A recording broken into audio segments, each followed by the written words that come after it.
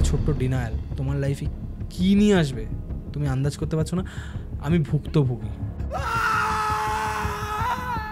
রাত্রি তখন 2:30-3:45 বাজে। জামাইবাবু ফোন করেছে, ভাই তোমার দিদি না কেমন একটা করছে। কেমন করছে মানে কি করছে? বলছে ও বসে আছে, আমি দেখছি ওকে ঠেলে কেউ বিছানায় শুইয়ে দিচ্ছে। অদ্ভুত আচরণ ওই বিড়ালটার মধ্যে শুরু হয়। কী আচরণ জানো? পার্টিকুলার মঙ্গলবার আর শনিবার বিড়ালটা প্রচণ্ড পরিমাণে অ্যাগ্রেসিভ হয়ে যাচ্ছে। ওর ছেলেকে অ্যাটাক করছে বিড়ালটা। বলছে আমি যখন চোখটা ডান দিকে ঘুরিয়েছি আমি দেখছি একটা বড় চেহারার কালো একটা ছায়া আমার বিছানার পাশে দাঁড়িয়ে রয়েছে। বলছে অরিত্র তুমি আমাকে একটা কথা বলো তো, মৃত ব্যক্তির ছবি কি ঠাকুরের সিংহাসনে রাখা উচিত? আমি বলছি মানে? বাড়ি থেকে বেরোতে যাচ্ছি, কোনো দিন তো হয় না ভাই, আমি তিন মাস হয়ে গেছে আমি এই ফ্ল্যাটে রয়েছি, আজকেই আমি বেরোতে গেলাম, আজকেই আমি সিঁড়ি থেকে পড়ে গেলাম। এই যে যুদ্ধটা কঠিন হয়ে যায় কখন? যখন আমরা সামনের যে প্রতিদ্বন্দ্বী তাকে দেখতে পাই না।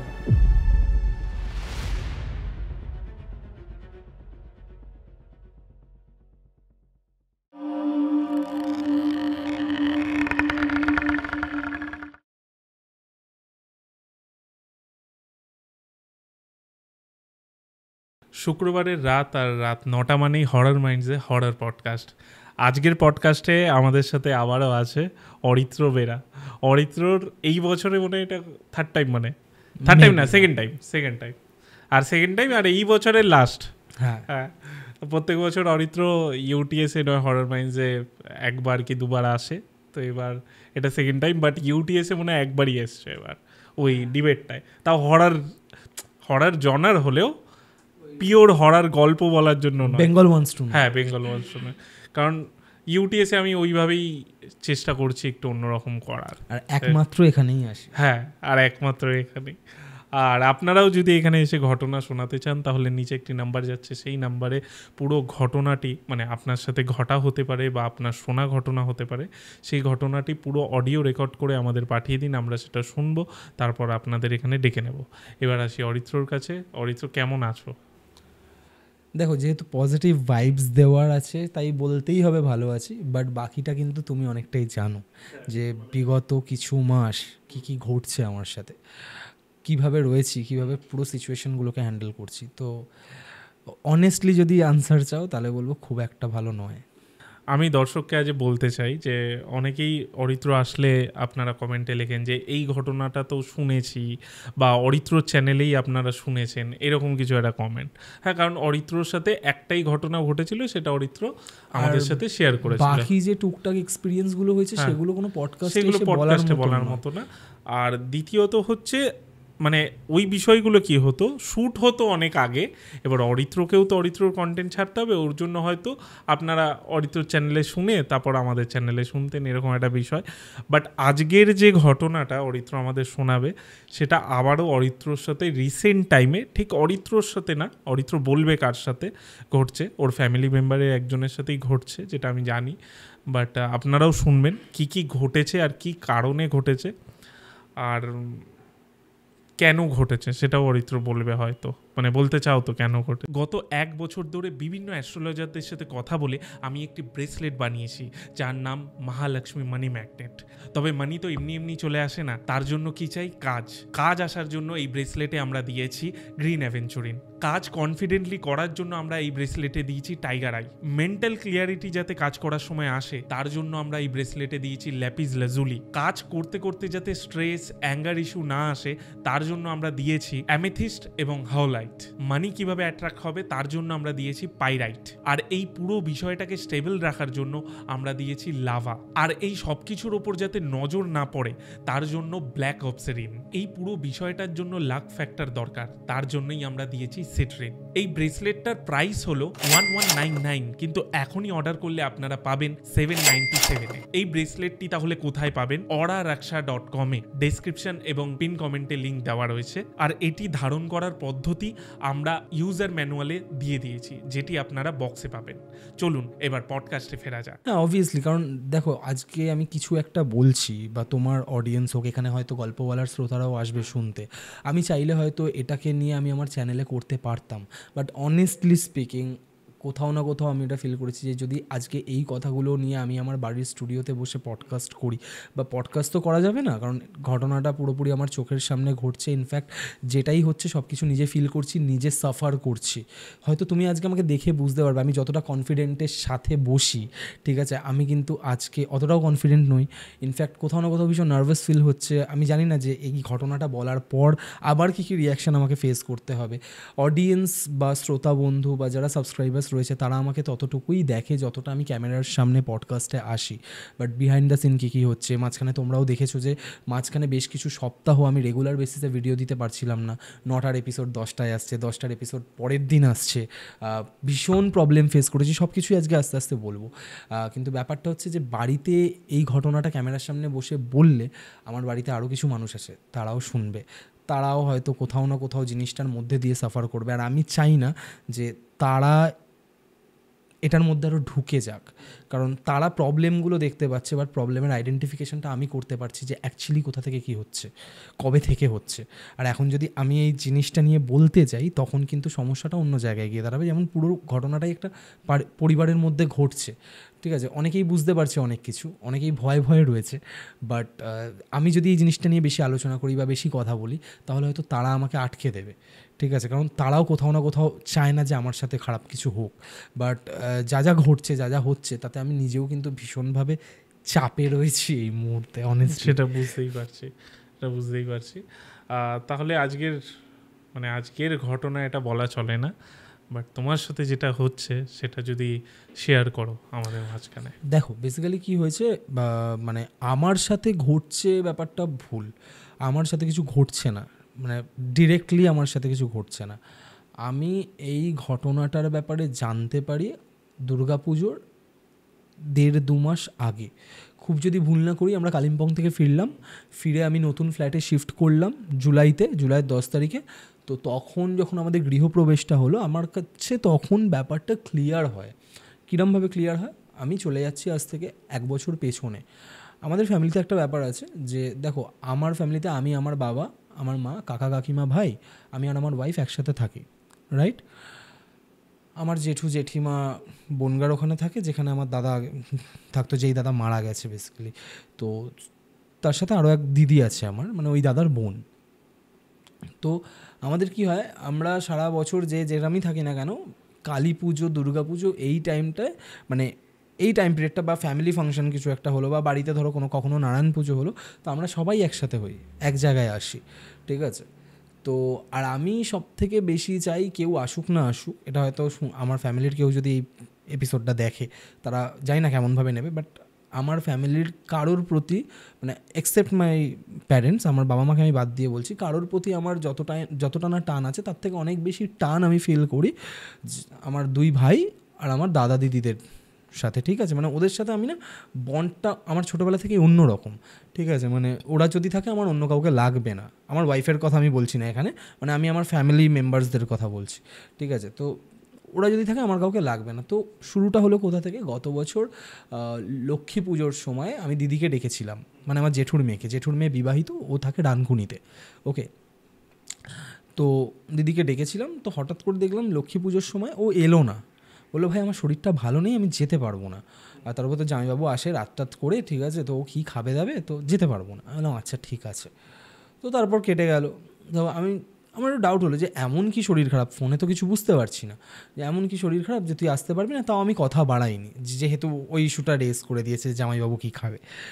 তো এরম চলতে ফেব্রুয়ারি মাসে আমার এঙ্গেজমেন্ট ছিল, ঠিক আছে, রেজিস্ট্রি ছিল। তো প্রথম খটকাটা আমার তখন লাগে।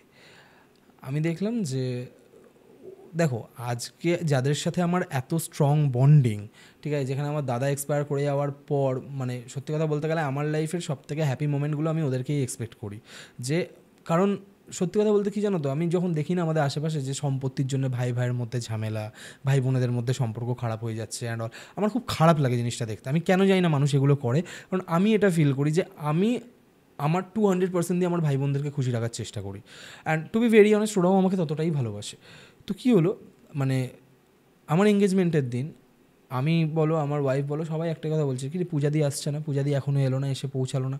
আমি ওকে ফোন করছি, দিদি তুই কখন আসবি? বলছে ভাই রাত্রের মধ্যে চলে যাবো, 8টার মধ্যে চলে যাবো, 8টার মধ্যে চলে যাবো। আমরা ওয়েট করলাম, প্রায় 8টা পর্যন্ত ওয়েট করলাম। এবার রেজিস্ট্রির লোকজনও তো ঝামেলা করছে, মানে ঝামেলা করছে ইন দ্য সেন্স তাড়া দিচ্ছে যে তাড়াতাড়ি করো তাড়াতাড়ি করো। তো বাধ্য হলাম তখন ওটা করতে। দেন আমার জেঠিমা ছিল, আমাদের বাড়িতেই ছিল, জেঠিমা চলে এসেছিলো।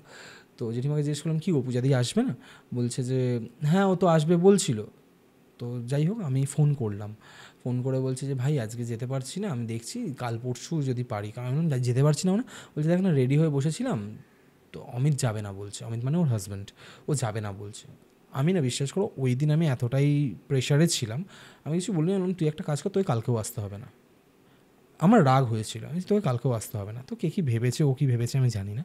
তো আমার মাথায় আমার কোথাও না কোথাও জিনিসটা খারাপ লেগেছিল খুব, ঠিক আছে, এটা আমার ইগোতে লেগেছিল যে আজকে আমার এত বড় একটা প্রিশিয়াস দিনে তুই এলি না, তো আমার খারাপ লেগেছিল। তো যাই হোক এরপর তোমার হচ্ছে ওর সাথে আমার আর কোনো কথা নেই। আমার মায়ের সাথেও কথা টথা বলে, এটা ওটা বলে, মানে যখন ধরো কখনো বলছে মা যে কিরে তুই আয় একদিন ঘুরে যা, আমি নিজে বিছানা থেকে উঠে গিয়ে বলছি তুমি কাকে ডাকছো, ওকে একদম ডাকবে না এখানে, ও যেন না আস, মানে এরকম আমার মধ্যে এরকমভাবেই রাগটা চেপে গেছিলো ওর জন্য। তো ভালো কথা। তারপর জুলাই মাসে কালিম্পং থেকে ফিরলাম যখন, তখন তোমার তো বলেছিলাম যে আমার নতুন স্টুডিও সেট আপ হচ্ছে। তো সব কিছু করার পর গৃহপ্রবেশ, ঠিক আছে, গৃহপ্রবেশের সময় যখন আমাদের মানে পুজো টুজো হবে তখনও দিদিকে ইনভাইট করেছে মা। আমার মনের মধ্যে যতই রাগ থাকুক ভাই, আমিও তো চাইছি যে হ্যাঁ ওরা আসুক, ঠিক আছে, ভেতরে রাগ আছে, আমি মানে দেখাচ্ছি, বাট ভেতরে ভেতরে আমি চাইছি যে না আসুক। সেদিনকেও এলো না। সেদিনকে মানে আই ওয়াজ লাইক, মানে কী বলবো, যে আমার খুব খারাপ লেগেছে যে আজকে আমি একটা নতুন স্টুডিও করছি, যে এতদিন ধরে এত হার্ডওয়ার্ক করছি, এত কিছু করছি, সেই জায়গা থেকে আজকে ওই একটা ঘর যেখানে বিছানার ওপর ক্যামেরা রেখে আমি পডকাস্ট শ্যুট করতাম, তো আজকে সেখান থেকে আজকে নতুন একটা স্টুডিও করেছি, সেখানকার ওপেনিংয়েও তুই এলি না। তো সেটাও আমার খুব খারাপ লেগেছিল। এবার শুরু হলো ব্যাপারটা, আমি তোমাকে বলছি। শুনলাম তার পরের দিন জেঠিমা আর মা বলা বলি করছে যে ওর প্রচণ্ড শরীর খারাপ, বুঝতে পেরেছো, ওর প্রচণ্ড শরীর খারাপ। এবার আমার তো মনের মধ্যে কিউরিয়াসিটি জেগেছে যে শরীর খারাপ মানে কী বলতে চাইছে। তো যখন আমি মাকে গিয়ে জিজ্ঞেস করেছি যে মা কার শরীর খারাপ, কী হয়েছে, বলছে আরে দেখ না পূজার প্রচণ্ড শরীর খারাপ, তো ওর নাকি খিদে পাচ্ছে না, ওর খেতে ইচ্ছা করছে না, আর ওর স্নান করছে না, স্নান টান করা বন্ধ করে দিয়েছে। এবার যখনই এটা বলেছে না আমার একটু ডাউট হয়েছে, তুমি কী বলছো, তুমি ওকে বলো এখানে এসে ওকে ডাক্তার দেখাতে, ঠিক আছে। দেখো আমরা যতই স্পিরিচুয়াল হয়ে যাই না কেন, আমরা যাই করে নিই না কেন, কোথাও না কোথাও আমরা যখন বিপদে পড়ি সবার আগে আমরা ডক্টরকেই খুঁজি যখন আমাদের কোনো ফিজিক্যাল প্রবলেম হয়। তো ওকে ডাকো এখানে। তো আমাদের একজন ফ্যামিলি ডক্টর আছেন, ডক্টর পাল বলে, তো ওনার কাছেই আমরা সবাই যাই বেসিক্যালি কোনো প্রবলেম হলে, মানে যদি ধরো খুব অসুস্থ ওনার মুখ দেখলেই হয়তো আমাদের শরীরটা ঠিক হয়ে যায়, এরকম একটা কানেকশন, জানি না সোল কানেকশন কিনা। তো যাই হোক দিদি এসছে, তারপর মানে আমি আর ভাই দুজন মিলেই ওকে রীতিমতো ফোর্স করি যে তুই আয় এখানে এসে আগে ট্রিটমেন্ট কর, ঠিক আছে, তুই প্রোগ্রামে আসতে পারিস নি, অনুষ্ঠানে আসতে পারিস নি, তুই আগে ট্রিটমেন্টটা কর। জামাইবাবুর সাথে কথা বললাম, সে বললো আচ্ছা ঠিক আছে, তো নিয়ে এলো। তুমি বিশ্বাস করো না শান্তদীপ, যেদিনকে ও এলো, ঠিক আছে, ওকে আমি লাস্ট দেখেছিলাম 2023-এর ফেব্রুয়ারিতে লাস্ট ওকে আমি দেখেছিলাম, ঠিক আছে। তারপর তো তোমার হচ্ছে 2024-এর দুর্গাপুজোয়ও আসেনি, আর হ্যাঁ 2023-এর দুর্গাপুজোতেও আসেনি, কেন আসেনি সেটা আমার ঠিক মনে নেই, ঠিক আছে। আর কেসটা অতদিনের পুরোনোও না যে আমি এটার সাথে ওটাকে লিঙ্ক করব, মানে যবে থেকে ও আমাকে কেসটা বলেছে আমি সেইটার সাথে লিঙ্ক করে তোমাকে আমি জিনিসটা ওখান থেকে টানলাম যে গত বছর দুর্গাপুজো থেকে ও বলছে শরীরটা খারাপ। তো যাই হোক এখানে এসছে, ডক্টরের কাছে গেছে, ডক্টর মানে তুমি কি বলবো, ওকে না আমি দেখে চিনতে পারছিলাম না। আমার এন্টায়ার ফ্যামিলিতে যদি সবথেকে সুন্দর কেউ থেকে থাকে সেটা হচ্ছে আমার ওই দিদি। মানে ও এমন একটা মেয়ে যে সকালে ঘুম থেকে উঠেই চোখে আইলাইনার লাগায়, বুঝতে পেরেছো। তো তাকে যখন আমি দেখছি না চোখ মুখ ঢুকে গেছে, রোগা, বাট না দেখছি এরকম কুঁজো হয়ে গেছে, কুঁজো টাইপের হয়ে গেছে, ঠিক আছে। মানে আমি কী বলবো, কেন আমি দেখে জাস্ট কিছুক্ষণ ভাবলাম যে তোর কী এমন শরীর খারাপ হয়েছে যে তুই এরকম হয়ে গেছিস। বলছে জানিস না ভাই এত রাতের ঘুম হয় না। আমি ঘুম হয় না মানে, বলছে জানি না কেন আমার ঘুম আসে না, ঠিক আছে। আমি তোমাকে একটা কথা বলছি, ও কিন্তু এখনও আমায় পুরোপুরি কিছু ডিসক্লোজ করেনি যে ওর সাথে কী কী ঘটছে। আমি শুধু এটুকুই জানি ওর খিদে পায় না, তার জন্য ওর খাওয়া দাওয়া হচ্ছে না, কিছু হচ্ছে না, তো আর স্নান টান করে না, যেটা ওর বর আমাকে বলেছে। এরপর তোমার হচ্ছে ডক্টরের কাছে গেল, ডক্টর পল ওকে তোমার হচ্ছে বেশ কিছু টেস্ট করতে দিয়েছিল। কী কী টেস্ট আমারও তো মনে নেই, ওর হিমোগ্লোবিন টেস্ট ছিল তার মধ্যে, তারপর তোমার ব্লাড প্রেশার চেক টেক করেছিল। তো বললো যে ওকে 4-5 দিন রেস্টে রাখো, আর ততদিনে রিপোর্টটা চলে এলে রিপোর্টটা নিয়ে রিপোর্টটা দেখিয়ে তারপর বাড়ি ফিরো। নর্থ সিটি আছে, নর্থ সিটি মানে দেখবেন আমাদের ওখানে নর্থ সিটি রয়েছে, ঠিক আছে, উল্টোডাঙার যে নর্থ সিটি নার্সিং ওখানে আমাদের টেস্ট ফেস্ট হয়েছে। হওয়ার পরের দিন সন্ধ্যে 6টার সময় আমি তো জানি রিপোর্ট বেরোবে, তো রিপোর্ট আনতে গেছি। রিপোর্ট এনে আমি তো অত কিছু বুঝিনি, ডক্টরের কাছে গেছি। ডক্টর যেটা বললো শুনে আমি ভাই রীতিমতো আমি স্টান্ট। বলছে যে রিপোর্ট সব কিছু নর্মাল, ওর শরীরে কোনো প্রবলেম নেই, তাহলে কেন ওর খিদে পাচ্ছে না? হয়তো ওর মাইন্ডে কোনো কিছু একটা প্রবলেম হচ্ছে যার জন্য ওর একটু চেঞ্জের দরকার আছে। ও এখানে থাক এখন কিছুদিন, ডক্টর বললো ওকে এখানে রাখো, ঠিক আছে, যেহেতু ফ্যামিলি ডক্টর তো ওরমভাবেই গাইড করে। 4-5 দিন ওখানে থাকলো। আমি দেখলাম না অদ্ভুতভাবে রিকভার করলো, মানে ওর ওই যে শুকিয়ে যাওয়ার ব্যাপারটা নেই ওর, এর মানে ওই যে ডেভাস্টেটিং একটা দৃশ্য আমি ওকে দেখছিলাম, সেখান থেকে জিনিসটা ওর মধ্যে চেঞ্জেসটা আমি দেখতে পেলাম। বললাম এই তো তুই ঠিক হয়ে যাচ্ছিস, দেখ বাড়ি থেকে বেরোবি না, কিছু করবি না, এইসব মানে বরকে ছেড়ে একটু বেরোতে হয়, ঠিক আছে, ওকে ছেড়ে তুইও আয়, ওকেও একটু স্পেস দে, নিজেও একটু স্পেস নে, দেখবি তুইও ভালো থাকবি। সবসময় ছেলে আর বরের মুখ দেখলে এমনি শরীর খারাপ হয়ে যাবে। তো যাই হোক, বলো ঠিক আছে। ও ছিল 7-10 দিন ছিল, বাড়ি চলে যায়। তারপর বাড়িতে যাওয়ার 3 দিনের মাথায় আবার মাকে ফোন করে বলে কাকিমা আমার শরীর প্রচণ্ড খারাপ করছে। এবার সিমটমস কি, নিঃশ্বাস নিতে পারছে না ঠিক করে, ঠিক আছে। আমি এখনও পর্যন্ত, আমি এটা কিন্তু জুলাই মাসের কথা বলছি, আমি এখনও পর্যন্ত কোনো রকমভাবে এর মধ্যে কোনো প্যারানর্মাল ইন্ডিকেশান কিচ্ছু পাইনি, ঠিক আছে। তো মা এরকম বলে তুই তো সব রকম টেস্ট করলি, সব কিছুই করলি, তোর তো সব নর্মাল আছে, তোর কী প্রবলেম হচ্ছে? বলছে কাকিমা আমি জানি না, আমার প্রচণ্ড শরীর খারাপ লাগছে, আমার কিছু ভালো লাগছে না, ঠিক আছে, মানে দম বন্ধ হয়ে আসছে, রাত্রিবেলা হলে আমার ঘুম হচ্ছে না, সারা রাত আমি জেগে থাকি, আমার মনে হচ্ছে যে মানে যখনই চোখটা বন্ধ করছি, যখনই ঘুমটা আসছে, ঠিক আছে, খুব বাজে বাজে স্বপ্ন দেখছি আমি। এই যে স্বপ্নর কথাটা বলেছে না, যখন মানে এবার মায়ের সাথে ওর যেটা কথা হচ্ছে, পরে মা সেটা আমাকে কনভে করছে, ঠিক আছে। এবার ওর মধ্যে ওই শাহজাহান যুদ্ধের সময় ভাঙিয়া পড়িত না জাঙিয়া পড়িত নার মতন ব্যাপার, বুঝতে পেরেছো তো? মানে আমি ডিরেক্ট কিন্তু কমিউনিকেশানে নেই দিদির সাথে সেরকমভাবে, কারণ দেখো এই পডকাস্ট শ্যুট করা, এডিট করা, তখনও তো তোমাদের সাথে টাই আপটা হয়নি, ঠিক আছে। তো এইসবের ক্ষেত্রে আমি এতটাই প্রেশারে থাকি, আমি জাস্ট নর্মাল খোঁজ খবর নিচ্ছি মায়ের থেকে টুকটাক। বলছে হ্যাঁ শরীর খারাপ হচ্ছে, আবার শরীর খারাপ, তাহলে ওর যখন ওখানে থেকে শরীর খারাপ হচ্ছে তাহলে ওকে এখানে চলে আসতে বলো, 1-2 মাস থাক না, কী সমস্যা আছে? বলছে ঠিক আছে দেখি দাঁড়া বলবো। তো এই করতে করতে 2-3 দিনের গ্যাপে ওর শরীর প্রচণ্ড পরিমাণে ডিটোরিয়েট করে, ঠিক আছে। আর এর মাঝখানে একটা ঘটনা ঘটে, সেটা হচ্ছে এই যে একটা সপ্তাহের যে ব্যাপারটা, এই একটা সপ্তাহের মাঝখানে ওরা দুটো জিনিস আইডেন্টিফাই করে। সেটা হচ্ছে আমার দিদির বাড়িতে একটা বিড়াল বাচ্চা আছে, যাকে ওরা ছোট থেকে বড় করছে। অদ্ভুত আচরণ ওই বিড়ালটার মধ্যে শুরু হয়। কী আচরণ জানো? পার্টিকুলার মঙ্গলবার আর শনিবার বিড়ালটা প্রচণ্ড পরিমাণে অ্যাগ্রেসিভ হয়ে যাচ্ছে। যখন ও এই কথাটা বলেছে আমি জিজ্ঞেস করলাম যে কীরকম অ্যাগ্রেসিভ হয়ে যাচ্ছে? বলছে খেতে চায় না, ঠিক আছে, মানে গোঁ গোঁ করে, মানে দেখে বিড়ালের একটা অদ্ভুত, রেগে গেলে একটা বাজে রকমের ম্যাও ম্যাও করে, ঠিক আছে। বলছে ওরকম করছে, ঠিক আছে। ওর ছেলেকে অ্যাটাক করছে বিড়ালটা, আচ্ছা, দিদির ছেলেকে অ্যাটাক করছে। দিদির ছেলের বয়স 10 বছর। ও কী বলেছে আমাকে, এটা যখন আমি তোমাকে বলবো না, ঠিক আছে, তুমি স্টান্ট হয়ে যাবে, ঠিক আছে। মানে একটা 10 বছরের বাচ্চা এই ধরনের কথা আমাকে বলছে। ওরা জানে আমি হরর পডকাস্ট বানাই, আমি হরর ওয়ার্ল্ডের সাথে কিছু কাজবাজ করি, বাট একটা বাচ্চা যে এসে যখন ওরা লাস্ট যেদিন ওরা আমার বাড়িতে আসে, ঠিক আছে, সেদিনকে ও আমায় যে কথাটা বলেছে না ভাই, আমার গায়ে কাঁটা দিয়ে উঠেছে, ঠিক আছে।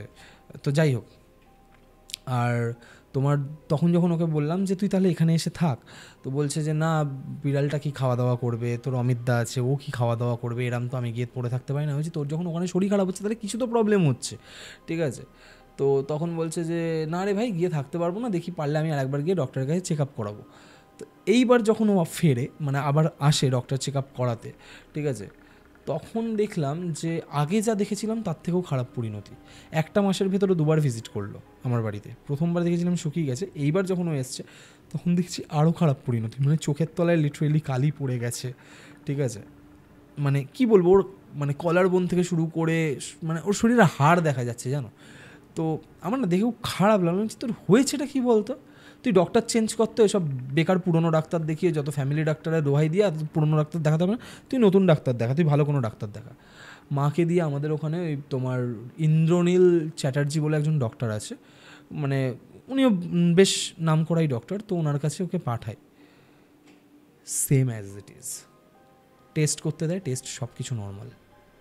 ডক্টর বলছে ওর এরকম হয়ে যাওয়ার পিছনে কারণটা কি, তুমি জোর করে খাও তো, তুমি জল খাও সারাদিনে, মানে এরকম নর্মাল বলছে। তুমি দেখো তুমি জল টল খাচ্ছ না বলে তোমার হয়তো ভেতরে গ্যাস তৈরি হচ্ছে, সেই কারণে তুমি হয়তো ইয়ে করছো, বাট এটা তো তোমার ভেতরে কোনো প্রবলেম নেই, তোমার হিমোগ্লোবিনও ঠিকঠাক পার্সেন্টেজ রয়েছে, তোমার প্রেশারও ঠিকঠাক রয়েছে, তোমার সুগার ঠিকঠাক রয়েছে।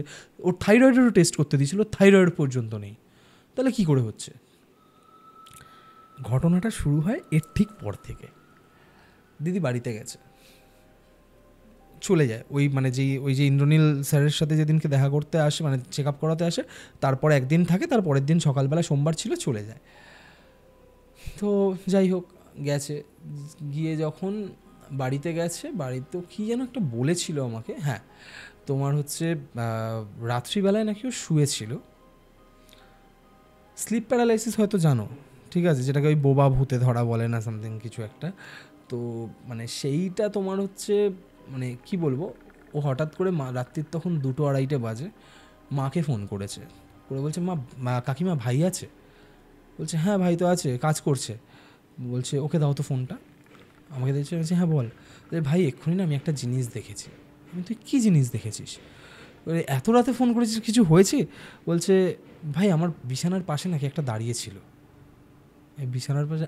আমি না বিশ্বাস করো, আমি ভাবছি হয়তো ওর শরীর টরীর খারাপের জন্য ভুলভাল বকছে, ওষুধ ফষুধ খাচ্ছে এত হায়ার ডোজের, ঠিক আছে। ডক্টর ওকে ঘুমের ওষুধ দিয়েছিল, কারণ ওর রাতে ঘুম হচ্ছিল না, ঠিক আছে। মানে ওই ওষুধটা মানে তোমার কী আমি তোমায় বলছি, রাত্রিরে খাওয়ার 1 ঘন্টা আগে ওই ওষুধটা খেতে হবে, দেন 1 ঘন্টা পর খাবার খাবে, দেন 1 ঘন্টা পর ওকে ঘুমোতে হবে, এরকম, ঠিক আছে। তো যেহেতু আমার সামনেই প্রেসক্রিপশন, তো আমার এটা মনে আছে। তো আমি বললাম তুই ওষুধ ফষুধ খাসনি? বলছে হ্যাঁ আমি ওষুধ খেয়েছি, কিন্তু আমি যখন ঘুমিয়েছিলাম, মানে আমার চোখটা যখন বন্ধ ছিল, তারপর আমার ঠিক অত কিছু মনে নেই, কিন্তু আমি হঠাৎ করে দেখলাম যে আমার মানে ফিল করছি যে আমার পুরো শরীরটা ঠান্ডা হয়ে গেছে, আর আমি নড়াচড়া করতে পারছি না। আমি দেখতে পাচ্ছি যে অমিত আর তোর ভাগনা শুয়ে রয়েছে আমার পাশে, মানে অমিতদা শুয়ে থাকে, মাঝখানে ভাগনা, এই দিকে দিদি। বলছে আমি যখন চোখটা ডান দিকে ঘুরিয়েছি, আমি দেখছি একটা বড় চেহারার কালো একটা ছায়া আমার বিছানার পাশে দাঁড়িয়ে রয়েছে। আচ্ছা, আমি বলছি তুই সত্যি বলছিস, এটা তুই দেখেছিস? বলছে হ্যাঁ আমি দেখেছি, নাহলে আমি এত রাতে তোদেরকে ফোন করতাম না।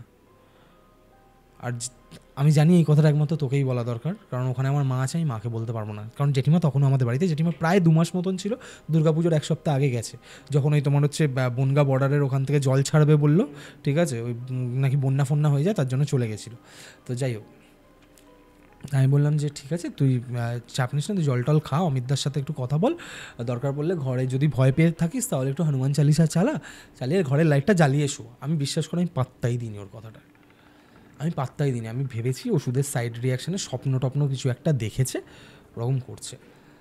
ঘটনার মাঝখানে আমি একটা কথা বলি শান্তদেবী, এই যে আমি এই হরার ফিল্ডে কাজ করছি না, ঠিক আছে, তো অনেক অডিয়েন্স বলে যে মানে কি বলবো, যে গল্প শুনিয়ে টাকা ইনকাম করছে, এই করছে, এটা শুধু অডিয়েন্স বলে না, এটা কিন্তু আমার বাড়ির লোকও বলে, ঠিক আছে। মানে ইনকাম করছে ওরম সেন্সে বলে না, দেখো সবাই চায় তার নিজের ছেলে ভালো ইনকাম করুক বা কিছু করুক, বাট ওরাও ভাবে যে সত্যি এরকম কি আদৌ কিছু হয় নাকি।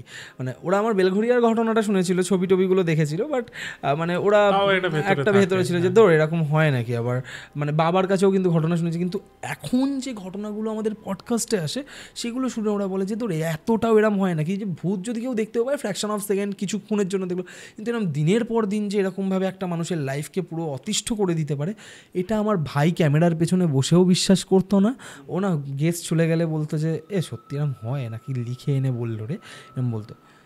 এই যে ঘটনাটা এবার আমি তোমাকে পুরোটা বলবো না, এই ঘটনাটা আমার পুরো ফ্যামিলির চোখ খুলে দিয়েছে, ঠিক আছে। মানে এখন ওরা না আমার এপিসোডগুলো মন দিয়ে শোনে, আমার বাড়ির কেউ আমার এপিসোড দেখতো না কিন্তু, ঠিক আছে, তো এখন না ওরা আমার এপিসোডগুলো মন দিয়ে শোনে, যে না প্রত্যেকটা মানুষের সাথে কী কী ঘটনা ঘটছে, তার রেজলিউশন কী কী হচ্ছে। যাই হোক, আমি ওই দিন দিদির কথা পাত্তাও দিইনি। পরের দিন সকালে দিদি মাকে ফোন করে, কাকিমা ভাইকে বলো আমার পুরো পিঠে হাতে আর কোমরের নিচে লম্বা লম্বা আঁচড়ের দাগ। এটা বলেছে না মা, যেই মুহূর্তে এসে আমাকে বলেছে, আই ওয়াজ স্টান্ট, যে আমি গত রাতের ওর এই কথাটা পাত্তা দিইনি। হলোটা কি? আমি ফোন করেছি, আমি কী হয়েছে তুই বল। বলছে দিদি, বলছে ভাই আমার ঘাড়ের পেছনে দুখানা আঁচড় রয়েছে, কলার বোনের নিচে একখানা নখের দাগ, কোমরের নিচে মানে থায়ের কাছটাতে লম্বা লম্বা 4খানা দাগ, ঠিক আছে, আর পিঠেও খুব জ্বালা করছে। আমি বললাম তুই কি এটা ঘুম থেকে উঠেই দেখলি? বলে আমি তো বুঝতে পারিনি, আমি তো ঘুম থেকে উঠে সবার আগে গিয়ে তোর ফ্রেশ ট্রেশ হয়ে স্নান টান করে ঠাকুর দিই, তো যখন আমি স্নান করছি দেখছি আমার গোটা ঘাড় ফাড় জ্বালা করছে যখন জলটা পড়েছে ওর গায়ে। বলছি তোর কি মনে হয় না যে তুই রাত্রেবেলায় কোনো কারণে নিজের নখি নিজের গায়েটায় মেরেছিস বলে?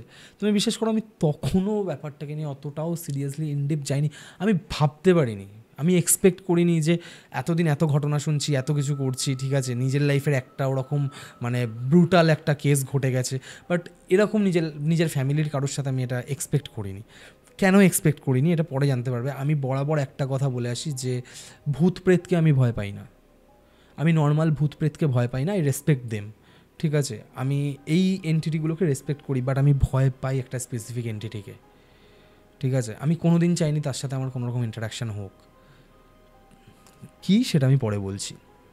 আমি বললাম দিদি তুই একটা কাজ কর, তোর যদি ভয় টয় লাগে তুই হনুমান চালিসা চ্যান্ট কর, তুই আজ থেকেই শুরু কর, ডেলি 11 বার করে চ্যান্ট কর। আমার মনে হচ্ছে যে তুই ভয় টয় পাচ্ছিস বা তোর সাথে এরকম কোনো কিছু একটা প্রবলেম রয়েছে। এবার একটা কথা বলছি শোনো,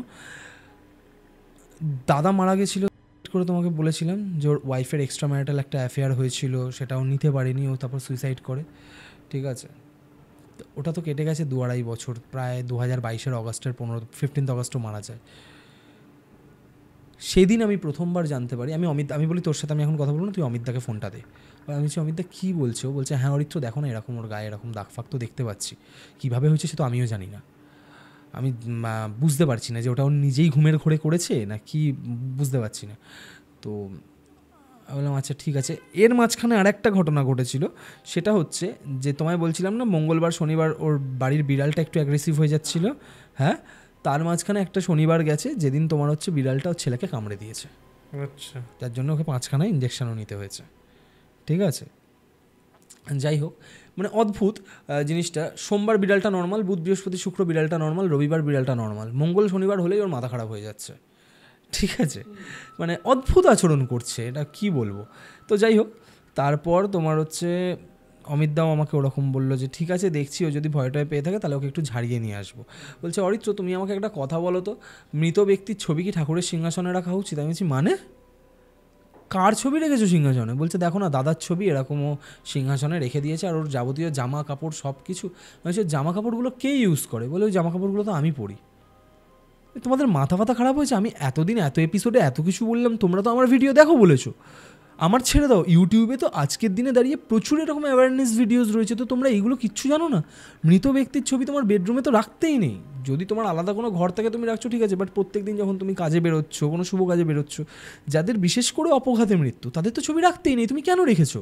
তার উপর আবার ঠাকুরের সিংহাসন, তার মানে তো তুমি তোমার বাড়ির পজিটিভ ভাইব্রেশনের জায়গাটাই নষ্ট করে ফেলেছো। বলছি এটা তোমার দিদিকে বোঝাও, আমি বলে বলে আমার মুখ ব্যথা হয়ে যাচ্ছে। এবার আমি ভেবেছি কি আমার দাদার কোনো এক্সিস্টেন্স হয়তো দিদি ফিল করেছে, বুঝতে পারছি। আমি বলছি এক্ষুনি ছবিটা ওখান থেকে তুলে আলমারিতে ঢোকা, আর দাদার যাবতীয় জিনিসপত্র রয়েছে, কারণ এটা তো কোথাও না কোথাও একটা মায়ার জিনিস না, আমার শখের জিনিস। আমি আজকে মৃত্যুবরণ করেছি, আমার শখের জিনিসগুলো কেউ ইউজ করছে, সেক্ষেত্রে তো আমি সেই জায়গার প্রতি অ্যাট্রাক্টেড হয়ে যাব। আমি বলছি জামাগুলোকে অমিতদা তুমি এক্ষুনি ফেলো, ওর যে কটা জিনিসপত্র রয়েছে তুমি এক্ষুনি ফেলো, ওর ফটোটা কিন্তু খবরের কাগজ দিয়ে মুড়ে আলমারিতে ঢোকাও। আমি বলছি হয়তো বিশাল বড় কিছু একটা আমি করে ফেলেছি, আমি ওদেরকে এরকম একটা গাইডেন্স দিয়েছি। বিশ্বাস করো এই ঘটনাটা না আমাকে একটা জিনিস শিখিয়ে দিয়ে গেছে, আমি যাই পডকাস্ট করি, যাই স্টাডি করি, যত যাই করে নিই, আমরা তুচ্ছ, আমরা কিচ্ছু না। ইনফ্যাক্ট বড় বড় তান্ত্রিকরাও এইসব জিনিস, মানে বড় বড় তান্ত্রিক বলতে গেলে সোকল তান্ত্রিকের কথা আমি বলছি, ঠিক আছে, এরাও এদের কাছে কিচ্ছু না। যদি কোনো এন্টিটি চায় না তোমার লাইফ হ্যাম্পার করবে, একমাত্র সত্যিকারের সাধক ছাড়া এই জিনিস সম্ভব নয়। আমি অনেক কিছু জানতে পেরেছি শান্তদ্বীপ এই ঘটনাটার পার্সপেক্টিভ থেকে। আমি না মানে এত কিছু জানতাম না মানে অকাল্ট ফিল্ডে, মানুষজন না আমাদেরকে মুরগি বানিয়ে যায়, আমাদের উল্টো দিকের চেয়ারে বসে বসে জ্ঞান দিয়ে দিয়ে, ঠিক আছে, মানে আমরা তো কখনো তারা কি কাজ করছে না করছে দেখতে যাই না, বাট ভাষণ মেরে মেরে না তারা আমাদেরকে জাস্ট মুরগি বানিয়ে যায়। কেন বলছি এই কথাটা আমি তোমাকে যত সামনের দিকে এগোবে বলবো, মানে ঘটনার মাঝখানে মাঝখানে আমি অনেক কিছু বলে ফেলছি, বাট যেটা আমার মাইন্ডে আছে, যেটা আমি ফিল করেছি এই পুরো ট্রানজিশন পিরিয়ডটা, আমি সব ওই কারণেই হয়তো বলে ফেলছি। তো ওরা ফেলেছে, আমি বললাম আচ্ছা ঠিক আছে, দেখ তো দিদি এবার তোর কোনো প্রবলেম হচ্ছে কি না, এই হচ্ছে কি না, মানে কোনো সমস্যা হচ্ছে কি না। গেল, এটা মোস্ট প্রবাবলি তোমার হচ্ছে ওই যে রাত্রি যে ও যেটা দেখেছিল সেটা তোমার হচ্ছে হার্ডলি হয়তো মঙ্গলবার ছিল, ঠিক আছে, আমার দিনগুলোও গুলিয়ে যাচ্ছে। তো যাই হোক, এরপর মাঝখানে দুদিন না ওর সাথে ওরকম মানে আর কিছু দেখে টেখে নি, বুঝতে পেরেছো, কিন্তু ওর খাওয়ার ইচ্ছেটা নেই, ওর স্নান করার ইচ্ছেটা নেই। স্নান করতে গেছিলো সেদিনকে, যেহেতু এখানে ডক্টর তোমার হচ্ছে এখান থেকে গেছিলো, তো স্নান টান করে ওই পিঠে আঁচড়ের দাগটা যেটা পড়েছিল সবাই স্নান করতে গেছিলো, ওরকম দেখেছে। তো তারপর থেকে আবার ওর মধ্যে ওটা এসছে, মানে স্নান করার ইচ্ছাটা নেই, মানে এই নয় যে ও স্নান করে না, ঠিক আছে, মানে ধরো যেখানে মেয়েটা সকাল 7টার সময় স্নান করে পুজো আচ্ছা দিত, সেইখানে তোমার হচ্ছে স্নান করছে বিকেলবেলা সন্ধ্যেবেলা, এটা করতে গিয়ে আরও ধরো শরীর খারাপ হচ্ছে, ঠিক আছে, ঠান্ডা লেগে যাচ্ছে, মানে ওর যে নর্মালি যে শরীরটা খারাপ হচ্ছে সেটা তো হচ্ছেই, প্লাস তার সাথে সাথে আরও কিছু অ্যাডিশনাল শরীর খারাপ হয়ে যাচ্ছে। এরপর হঠাৎ করে আবার একদিন ফোন করলো, এটা মোস্ট প্রবাবলি ওই বৃহস্পতিবার শুক্রবার হবে, এরকম ফোন করলো। ফোন করে মাকে যেটা বললো, কাকিমা অমিত প্রোগ্রামে গেছিলো। আচ্ছা আমি বলে রাখি, প্রোগ্রাম ইন দ্য সেন্স আমার জামাইবাবু হচ্ছে সিঙ্গার, ঠিক আছে, ও তোমার হচ্ছে সিঙ্গার প্লাস অর্গানাইজার, দেখবে বিভিন্ন কলেজ ফাংশন, তারপর হচ্ছে বিভিন্ন পুজো টুজোর রিলেটেড যে প্রোগ্রাম ফাংশন টাংশনগুলো হয় সেখানেও গান গায়, ঠিক আছে, মানে জুবিন গার্গের ভয়েসে ও গান টান করে অ্যাকচুয়ালি, ঠিক আছে, মানে হয় না যে তোমার শানুকণ্ঠী, লতাকণ্ঠী, আশাকণ্ঠী, তো যাই হোক, তো তোমার হচ্ছে তো ওর প্রোগ্রাম করে ফিরতে রাত হয়েছে। পরের দিন মানে এরকম সকালবেলায় দিদি ফোন করেছে যে কালকে তো অমিত এরকম ফিরতে অনেক লেট করেছে, জানো কাকিমা টুবুকে তো ঘুম পাড়িয়ে দিয়েছি, মানে ভাগনার নাম টুবুকে তো ঘুম পাড়িয়ে দিয়েছি, আমার খালি না মনে হচ্ছিল আমার বিছানার পাশের যে জানলাটা রয়েছে ওখান থেকে কেউ আমাকে দেখছে। মা বলছে দৌড় তুই রাখতো, তোর সব সময় এ দেখছে ও দেখছে, কী বলছিস। এবার আমি না যখনই দিদি ফোন করছে আমার কান ওইদিকে পুরো খাড়া করে রাখছি যে ও কী বলছে। আমি যতই ওদেরকে ম্যানিপুলেট করার চেষ্টা করি যে না এটা হচ্ছে না, এটা তোর হাতের আঁচড় পড়ছে, এই হচ্ছে ওই হচ্ছে, বাট কোথাও না এই যে পডকাস্টে যে ঘটনাগুলো রেগুলার বেসিসে শুনছি মাথায় স্ট্রাইক করছে, মাথায় ঘুরছে যে ওরা তো এই বলছে, আমার অমিতের বউয়ের সাথে তো এটা হয়েছিল বেলঘড়িয়াতে, সব না ঘুরছে। বলছে আমি না ফিল করছি, তুমি বিশ্বাস করো, ঠিক যেই মুহূর্তে অমিত চলে এলো তারপর আমার আর কোনো কিছু মনে হয়নি, কিন্তু যতক্ষণ অমিত ছিল না সন্ধেবেলা থেকে মানে রাত্রি 9টা 9:30 পর থেকে আপ টু 1টা 1:30 অবধি আমার খালি মনে হয়েছে যে জানলার ওখানে কেউ দাঁড়িয়ে রয়েছে। যখন যেই মুহূর্তে জানলা বন্ধ করে দিয়েছি আমার এত গা ভারী হচ্ছিল, মানে ও না যা যা বলছিল আমি দেখো এটা তো আর কোনো গল্প না যে সাজিয়ে গুছিয়ে প্যাটার্ন ওয়াইজ বলবে, ঠিক আছে, বলছে আমি না বুঝতে পারছিলাম না, আমার এত গা ভারী হয়ে যাচ্ছিল, থেকে থেকেই গায়ে কাঁটা দিচ্ছে, আর ঘরে না খুব শীত করছিল আমার। এইগুলো যখন বলেছেন এবার আমি 2 4 মেলাতে শুরু করেছি যে এত কিছু না ন্যাচারাল হতে পারে না, মানে এত কিছু কি বলবো সাবকনশিয়াস মাইন্ডের খেলা হতে পারে না। আমি বললাম মা তুমি একটা কাজ করো, অমিতদাকে বলো ওদেরকে এখানে আসতে, ঠিক আছে। অমিতদাকে বলেছে, এবার অমিতদাও রাজি, ঠিক আছে পাঠিয়ে দিচ্ছি। অমিতদা এসেছে, দিয়ে গেছে নর্মাল, আমি ওদেরকে কাউকে কিচ্ছু বলিনি। এই যে যেই টাইম ফ্রেমের কথাটা বললাম এতদিনে যা যা হয়েছে সব আমার মাথায় ছিল, আমি সব কিছু জানালাম আমাদেরই পরিচিত একজন তান্ত্রিককে, যে নিজের পরিচয় আমাদেরকে অ্যাজ এ তান্ত্রিক হিসেবে দিয়েছে, যে আমাদের চ্যানেলে ঘটনা বলে গেছে। আমি আগেই বলে দিচ্ছি মানুষ হয়তো ভুল ডাউট করতে পারে, মানে আমি কি বলবো খুব পপুলার ফেসও নয় তিনি, বাট তার ঘটনা আমার চ্যানেলেও এসছে, তোমার চ্যানেলেও এসছে, তাকে আমি সব কিছু জানাই যে আমার দিদির সাথে এরকম এরকম ঘটনা ঘটছে, তো এটা কি নর্মাল না অ্যাবনর্মাল। তো তাকে কেন আমি এটা জানাই, কারণ সে বলে যে সে নর্মাল কেস স্টাডি শুনে সে বাড়িতে বসে মেডিটেশন করেই অনেক কিছু জানতে পেরে যায়। আর আমিও এটা বিশ্বাস করেছি, তুমিও হয়তো বিশ্বাস করেছো, আমি তোমার কাছে তো পুরোটাই ডিসক্লোজ করেছি, সব কিছু তুমি জানো ব্যাপারটা।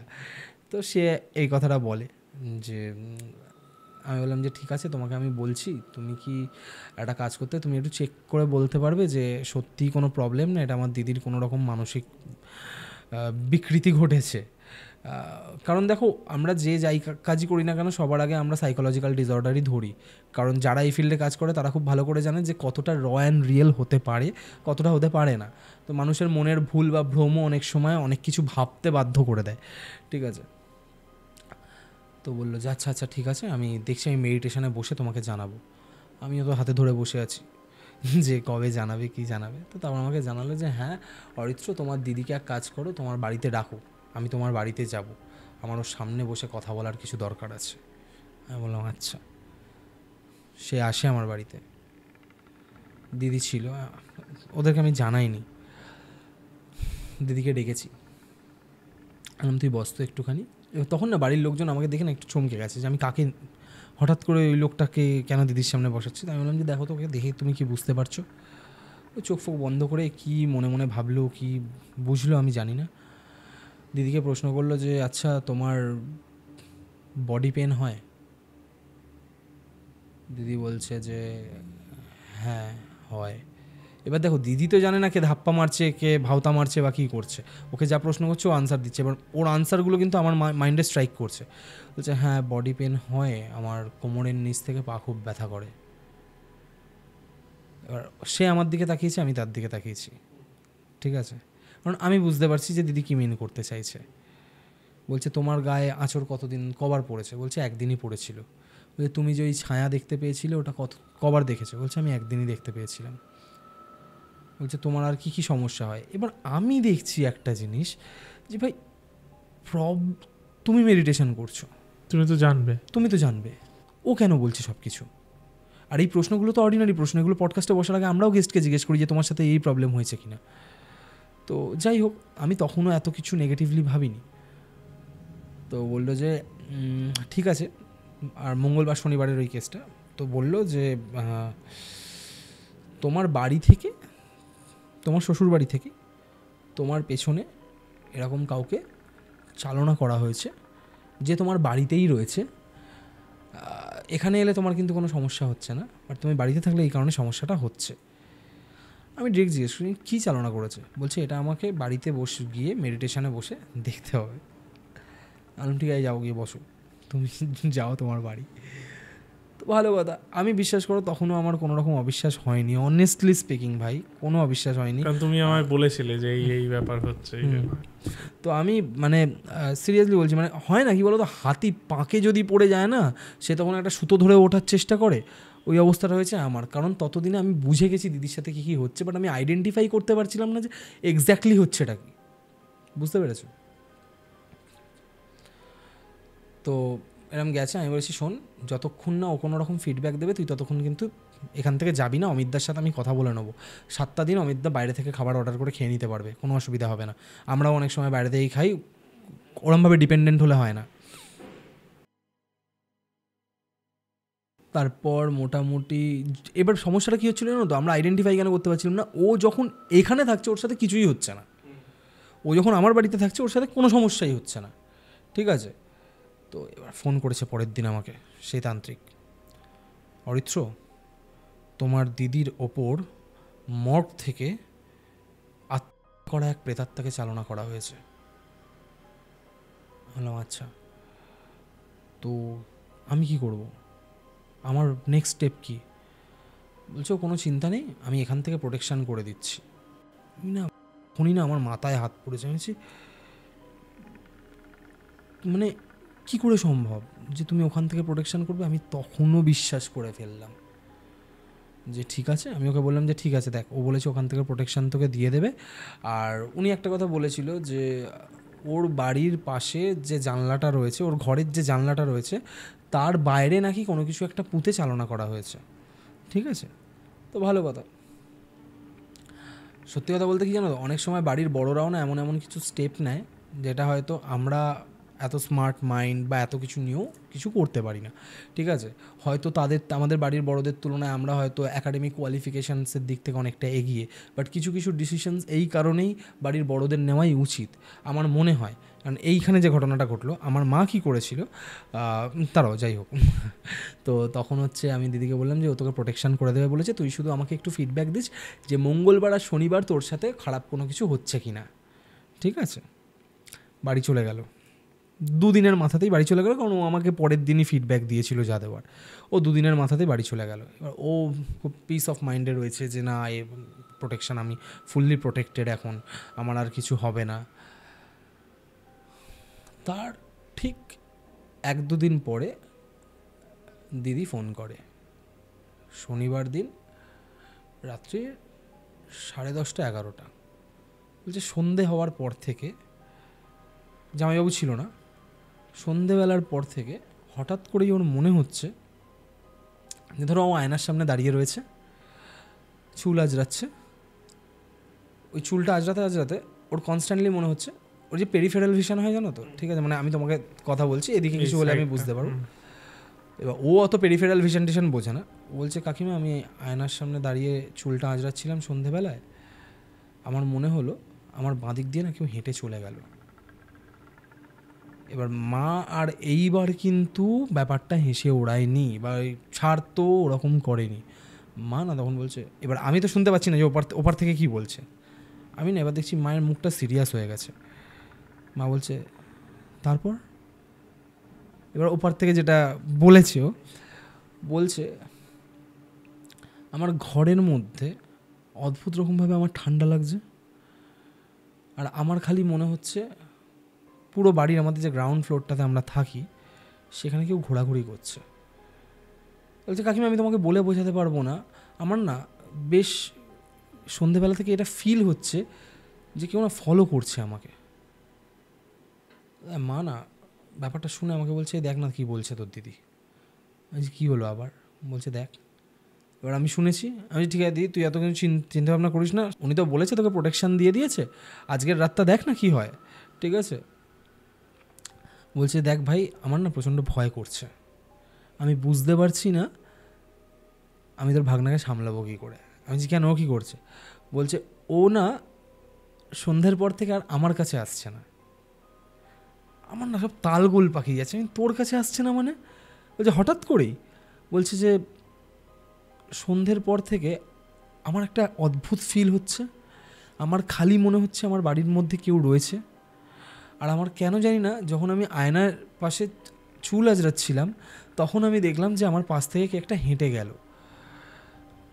আমি বললাম আচ্ছা তুই মাকে এটাই বলছিলি তাই তো? বলছে যে হ্যাঁ। তো যাই হোক, আমি বললাম ঠিক আছে দেখ তোর বোনের মধ্যে এমনি এখন একটা প্রেশার রয়েছে, তুই অলরেডি ভয় পেয়ে রয়েছিস সেই রাতের পর থেকে, তো তুই একটু ঠান্ডা মাথায় চুপচাপ বস, তোর যদি সত্যিই ভয় লেগে থাকে তুই গায়ত্রী মন্ত্র জপ কর, তুই হনুমান চালিসা চ্যান্ট কর, তোর যদি তাতেও ভয় না কমছে তুই নৃসিংহ কবচ যেটা আছে ইউটিউবে সেটা চালিয়ে শোন। এই নৃসিংহ কবচ বলতে গিয়ে যেই জিনিসটা ঘটলো সেটা হচ্ছে ওটা চালিয়ে শুনছিল, বাট অমিতদা এলো রাত্রিবেলায়, এসে ওকে জিজ্ঞেস করি কী গো ফোনের মধ্যে একই লুপে তুমি গান চালিয়ে রেখেছো? বলছে না ভাই আমাকে এটা বলে চালাতে, আমার সন্ধ্যাবেলা থেকে প্রচণ্ড ভয় লাগছিল। বলছে ও আচ্ছা। জামাইবাবু আমাকে ফোন করলো, বললো অরিত্র কী বলেছে তোমাকে? আমি বলছি দেখো এই ব্যাপার, ঠিক আছে। ওকে বললাম তুই হনুমান চালিসা চ্যান্ট কর, ওর তো মুখস্থ নেই। আমি বললাম ইউটিউবে শোন, নাহলে নৃসিংহ কবচটা শোন, নরসিংহ কবচ যেটা, ঠিক আছে। বলো আচ্ছা তাহলে কি রাতের বেলাতেও চালিয়ে রাখবো? না হ্যাঁ রাত্রেবেলা ঘরে একটা লাইট জ্বালিয়ে রাখো, প্লাস তুমি ওটাও চালিয়ে রাখো। রাত্রিবেলায় 1:30টার সময় জামাইবাবু আমাকে ফোন করেছে, বলছে অরিত্র নরসিংহ কবচটা তো চালাচ্ছি, এবার চলতে চলতে খালি বন্ধ হয়ে যাচ্ছে। আমি কী বলছো? বলছে হ্যাঁ আমি এটা টেস্ট করার জন্য অন্য গানও চালিয়েছি, অন্য গান পুরোটা চলছে, নরসিংহ কবচ চলতে চলতে ফাট করে অন্য গানে স্কিপ হয়ে যাচ্ছে। এটা তুমি কী বলবে বলো? ওই মুহূর্তে দাঁড়িয়ে আমার মাইন্ড থেকে সমস্ত কনফিউশন দূর। এত কিছু ভাই মানে ফালতু হতে পারে না, ওরা 3জনেই পাগল নয়, মা বাবা ছেলে 3জনেই ওরা পাগল নয়। বুঝতে পেরেছি যে ঠিক আছে দিদি হয়তো, দাদা মারা গেছে 2 বছর আগে, দিদি হয়তো সেই মানসিক একটা বিধ্বস্ততা থেকে অনেক কিছু হ্যালুসিনেট করতেই পারে, বাট জামাইবাবু যে কথাটা বলছে সেটা। এর মাঝখানে কিন্তু আমার মা একজনের সাথে অলরেডি কথা বলা শুরু করে দিয়েছে। আমি ওই দাদাকে ফোন করেছি পরের দিন সকালবেলায়, যে তুমি তো বলেছিলে মঙ্গলবার শনিবার এরকম কোনো কিছু হবে না, দিদির সাথে কিন্তু কালকে রাত্রে এই ঘটনাটা ঘটেছে। বলছে অ্যাকচুয়ালি যে আছে সে বুঝতে পেরেছে যে আমরা কিছু একটা করার চেষ্টা করছি, তাই এবার নিজের এক্সিস্টেন্স আরও বেশি করে বোঝাতে চাইছে। বললাম সে তো বুঝলাম, কিন্তু তোমার প্রোটেকশানের কী হলো? তুমি তো কিছু প্রোটেকশান করেছো। বলছে আমাকে একবার ওর বাড়িতে যেতে হবে, আমাকে একবার ওর বাড়িতে যেতে হবে। আমি বললাম আচ্ছা, যে আমি ওর সাথে কথা বললাম। বললো ঠিক আছে, ওনাকে পাঠাও। এবার শুরু হলো গেম। কালকে যাব, কাল ফিডব্যাক নিয়ে জানতে পারছি কালকে উনি যেতে পারেননি, পরশু দিন যাবেন। পরশু দিন যেতে পারেননি। এরম করে এভরিডে ফলো আপের পর 17 দিন কেটে যায়। 17 দিনে দিদির কন্ডিশন আরও খারাপ। এবার কি হয়েছে, যেটা মঙ্গলবার শনিবার হচ্ছিল, এবার ওর সাথে রেগুলার বেসিসে স্টার্ট হয়েছে। ও প্রত্যেক দিন রাত হলে ডক্টর ওষুধ খেয়েও আর ঘুমোতে পারছে না। এরকমও একটা টাইম গেছে রাত্রিবেলায় 11টায় ঘুমিয়ে পড়েছিল। জামাইবাবু ছেলেকে নিয়ে খেলছিল, ঠিক আছে, বাচ্চা ছেলে চেস ফেস কিছু একটা হয়তো খেলছিল বা লুডো ফুডো কিছু খেলছিল, দিদি ঘুমিয়ে পড়েছিল। এটা জামাইবাবুর ভার্সনে আমি তোমাকে বলছি। জামাইবাবু বলছে যে অরিত্র আমি দেখছি তোমার দিদি না চোখটা বড় বড় করে এরকম এরকম করছে, এরকম এরকম করছে, মানে বিছানায় শুয়ে রয়েছে, চোখটা বড় বড় করে এরকম এরকম করছে। ওকে যখন ঝাঁকিয়েছে না, অনেকবার ডাকা বলে কী এরকম কেন করছো, ওরকম কেন করছো, ও কোনো রেসপন্স করছে না, শুধু চোখটা বড় বড় করে এরকম করছে, ঠিক আছে। ওকে যখন ঝাঁকিয়েছে আঁতকে উঠেছে পুরো। বলছে তুমি আর টুবু ওখানে খেলছিলে, ওখানে দাঁড়িয়ে দাঁড়িয়ে আমাকে দেখছিল। কে দেখছিল? বলছে ওই ছায়াটা আমাকে দেখছিল। কোন ছায়া? বলছে এখন তো ঘরে লাইট জ্বলছে, তুমি কাকে দেখেছো? অন্ধকারে না হয় ছায়া দেখেছো। বলছে আমি কোনো মুখ দেখতে পাইনি, কিচ্ছু দেখতে পাইনি, একজন ওখানে দাঁড়িয়েছিল যে আমাকে দিকে তাকিয়েছিল। এটা যখন শুনেছি না, আমার নিজের উপর গিল্ট ফিল হচ্ছে যে আমি এমন একটা মানুষের কাছে হেল্প চাইলাম যে 17 দিন ধরে এমনভাবে আমাকে ওয়েট করাচ্ছে যে আজকে দিদির এতটা খারাপ কন্ডিশন হয়ে গেছে। আমি তাকে আরেকবার জিজ্ঞেস করলাম, বললো আমার হাতে তো প্রচুর কেস, আমি না দেখছি 2 দিনের মধ্যে। তার মাঝখানে আমার মা আমাকে বলেছে দেখ আমি এরকম যে একজন আছে, দেখো একটা কথা বলি শান্তদেব, আমরা যারা এই সমস্ত ফিল্ডের সাথে যুক্ত তাদের জানবে নিজেদের লাইফের সাথে সাথেও না ফ্যামিলির ওপরেও অনেক কিছু প্রবলেমস আসে, তাই তো। তো আমার মা না এই সমস্ত জিনিসগুলো একটু তোয়াজ করেই চলে। তো আমাদের ফ্যামিলির একজন এরকম পুরোহিত রয়েছেন, বলতে পারো তিনি একজন তন্ত্র সাধক। আর কেন বলবো যে সে একজন আসল তন্ত্র সাধক, কারণ সে কোনো দিন আমার পডকাস্টে আসেনি, কারণ তার সাথে আমার প্রায়শই দেখা হয়, কিন্তু না সে আমাকে তার বাড়িতে কোনো দিন যেতে বলেছে। কারণ এই কেসটার পার্সপেক্টিভে আমি তার বাড়িতে প্রথম যাই, গিয়ে দেখি যে অ্যাকচুয়াল তন্ত্র সাধকের বাড়িতে কী কী থাকতে পারে, ঠিক আছে। আমাকে মা বলে যে তুই চল ওই কাকুর বাড়িতে চল, গিয়ে ওনার সাথে একবার কথা বল, কারণ আমার একে না ঠিক ভরসা হচ্ছে না, কারণ ও ডিলে করছে। যাই হোক না কেন মেয়েটা তো আমাদেরই না, ক্ষতিটা হলে তো ওরই হবে। বললাম আচ্ছা ঠিক আছে। আমি কাকুর সাথে রাস্তায় দাঁড়িয়ে কথা বলছি, বাড়িতে হট করে জানো, কারণ ওদের একটা আলাদা সাইড বিজনেস রয়েছে ওনার ওয়াইফের, কসমেটিক্সের বিজনেস। তো ওনার কসমেটিক্সের দোকানে গিয়ে আমি কথা বলছি, যে আমি বলছি যে দেখো না কাকু এরকম এরকম ব্যাপার। বলছে কে রে, তোর ওই দিদিটা যে তোর বাড়ির নারায়ণ পুজোর সময় ছিল? আমি বলছি হ্যাঁ, পুরোনো বাড়ির নারায়ণ পুজোর সময় যেটা ছিল। বলছে ও আচ্ছা, এবার আমি তোমাকে বলছি শোনো অ্যাকচুয়াল তন্ত্রসাধকের পাওয়ার কীরকম হয়। বললো যে তুই আমাকে 5টা মিনিট টাইম দে, ঠিক আছে, আমি তোকে বলছি কি হয়েছে। আমি দাঁড়িয়ে আছি, উনি না চোখটা বন্ধ করে এরমভাবে কি একটা গুনছে, কি গুনছে আমি জানি না, মানে আবার কিরমভাবে গুনছে আমি তোমাকে বলছি। এই তো 1 2 3 4, আমরা কি গুনি 1 2 3 4 5 6 7 8, তো ওনাকে গুনতে দেখলাম এই এরমভাবে গুনছে, চোখ বন্ধ করে সেটা বলছে। বলছে তোর দিদির সাথে 8 মাস ধরেও রয়েছে। আচ্ছা, আমার না মাথায় আকাশ ভেঙে পড়েছে, ঠিক আছে। এবার কেন আমি ওনার কথাটা বিশ্বাস করছিলাম, দেখো আমি বেসিক্যালি কি হয়েছে, ওই যাকে আমি এনেছিলাম আমার বাড়িতে দিদিকে দেখানোর জন্য, কারণ কোথাও না কোথাও গিয়ে আমার মনে হয়েছে যে দেখো এদের তো আমরা মানে উইদাউট চার্জেস বা উইদাউট পেমেন্ট আমরা এত পডকাস্ট করি, ঠিক আছে, সম্পর্কের খাতিরে। হয়তো সেখানেও এবার মা যার কাছে নিয়ে গেছে তার খাই আছে ভাই, পরিষ্কার কথা, ঠিক আছে, এটা আমি জানি তার খাই আছে, কারণ এই কারণেই এটা পরে আমি আসছি জিনিসটা নিয়ে। বাট তো সেটা হচ্ছে ইনিশিয়াল স্টেজের একটা ইনভেস্টিগেশনের জন্য আমি তাকে বলেছিলাম, বাট সেখানে ফেলিয়ার। আমি জানলাম যে ঠিক আছে চলো, আমার টাকা পয়সা তো কোনো রকম মার গেল না, তো কারণ সেই মানুষটা আমার থেকে টাকা নেয়নি, যাকে আমি ডেকেছিলাম, যে তোমার চ্যানেলেও এসছে, তো সে আমার থেকে একটা পয়সাও নেয়নি, কিন্তু সে কাজটাও করতে পারিনি। তো যখন মা আমাকে বললো যে দেখ, টাকা পয়সার কথা তো চিন্তা করে লাভ নেই, আমাকে দেখতেই হবে, কারণ উনি আমাদের বাড়ির যাবতীয় পুজো উনিই করেন, উনি না করলেও ওনার যে সাগরেদরা রয়েছেন তারা এসে আমার বাড়ির পুজোগুলো করেন, ঠিক আছে। যেমন আমার একটা ফ্যামিলিতে একটা পিতৃদোষ আছে, যেটা আমি তোমায় বলছি, প্রত্যেক বছর অগস্ট মাসে আমার বাড়ি থেকে একজন করে মানুষ চলে যায়। 2021-এ তোমার হচ্ছে আমাদেরই ফ্যামিলির একজন মারা গেছিলো, 2022-এ আমার দাদা মারা যায়, 2023-এ আমার বাবার মাসির ছেলে মারা যায়, 2024-এ আমার মাসি এক্সপায়ার করে, মানে যারাই আমাদের সাথে কানেক্টেড তাদের কেউ না কেউ একটা যায়। তো এই বছর সে নিজেই আমাকে যে জানিয়েছিল যে তোমাদের ফ্যামিলিতে কিন্তু একটা বড় প্রবলেম আসতে চলেছে, তোমাদের কিন্তু মহামৃত্যুঞ্জয় মন্ত্রের কবচটা করতে হবে। সেটা আমার বাবা পড়েন, ঠিক আছে। তো মহামৃত্যুঞ্জয় কবচটা করতে হবে, আর প্রত্যেক দিন তোমাদেরকে চ্যান্টিং করতে হবে মহামৃত্যুঞ্জয়। তো উনি করে দিয়েছিলেন। তো টাচ উড এই বছর অগাস্টে, টাচ আমি এখনও করতে পারিনি, এই বছর অগাস্টে আমার ফ্যামিলিতে এরকম কোনো দুর্ঘটনা ঘটেনি, ঠিক আছে। তো যাই হোক, এই কারণেই মানুষের প্রতি বিশ্বাস আরও বেড়ে যায়, বুঝলে তো। তো যেটাই হোক না কেন, তো ওনার কাছে গিয়ে আমি সব বললাম। তো উনি আমাকে বললেন যে 8 মাস ধরে ও তোর দিদির সাথে রয়েছে। আমি কে রয়েছে? বলছে এত তো ভূত ভূত করিস, শুনলে ভয় পাবি না তো? আমি কি বলো না তুমি, তো আমার অত ভয় ভয় কিছু নেই, আমি কিন্তু তখনও এক্সপেক্ট করিনি। বলছে তোর দিদির পেছনে কুফরি করে জিন পাঠানো হয়েছে। আমি কি? বলছে জিন পাঠানো হয়েছে, একটা নাম বললো শান্তদীপ।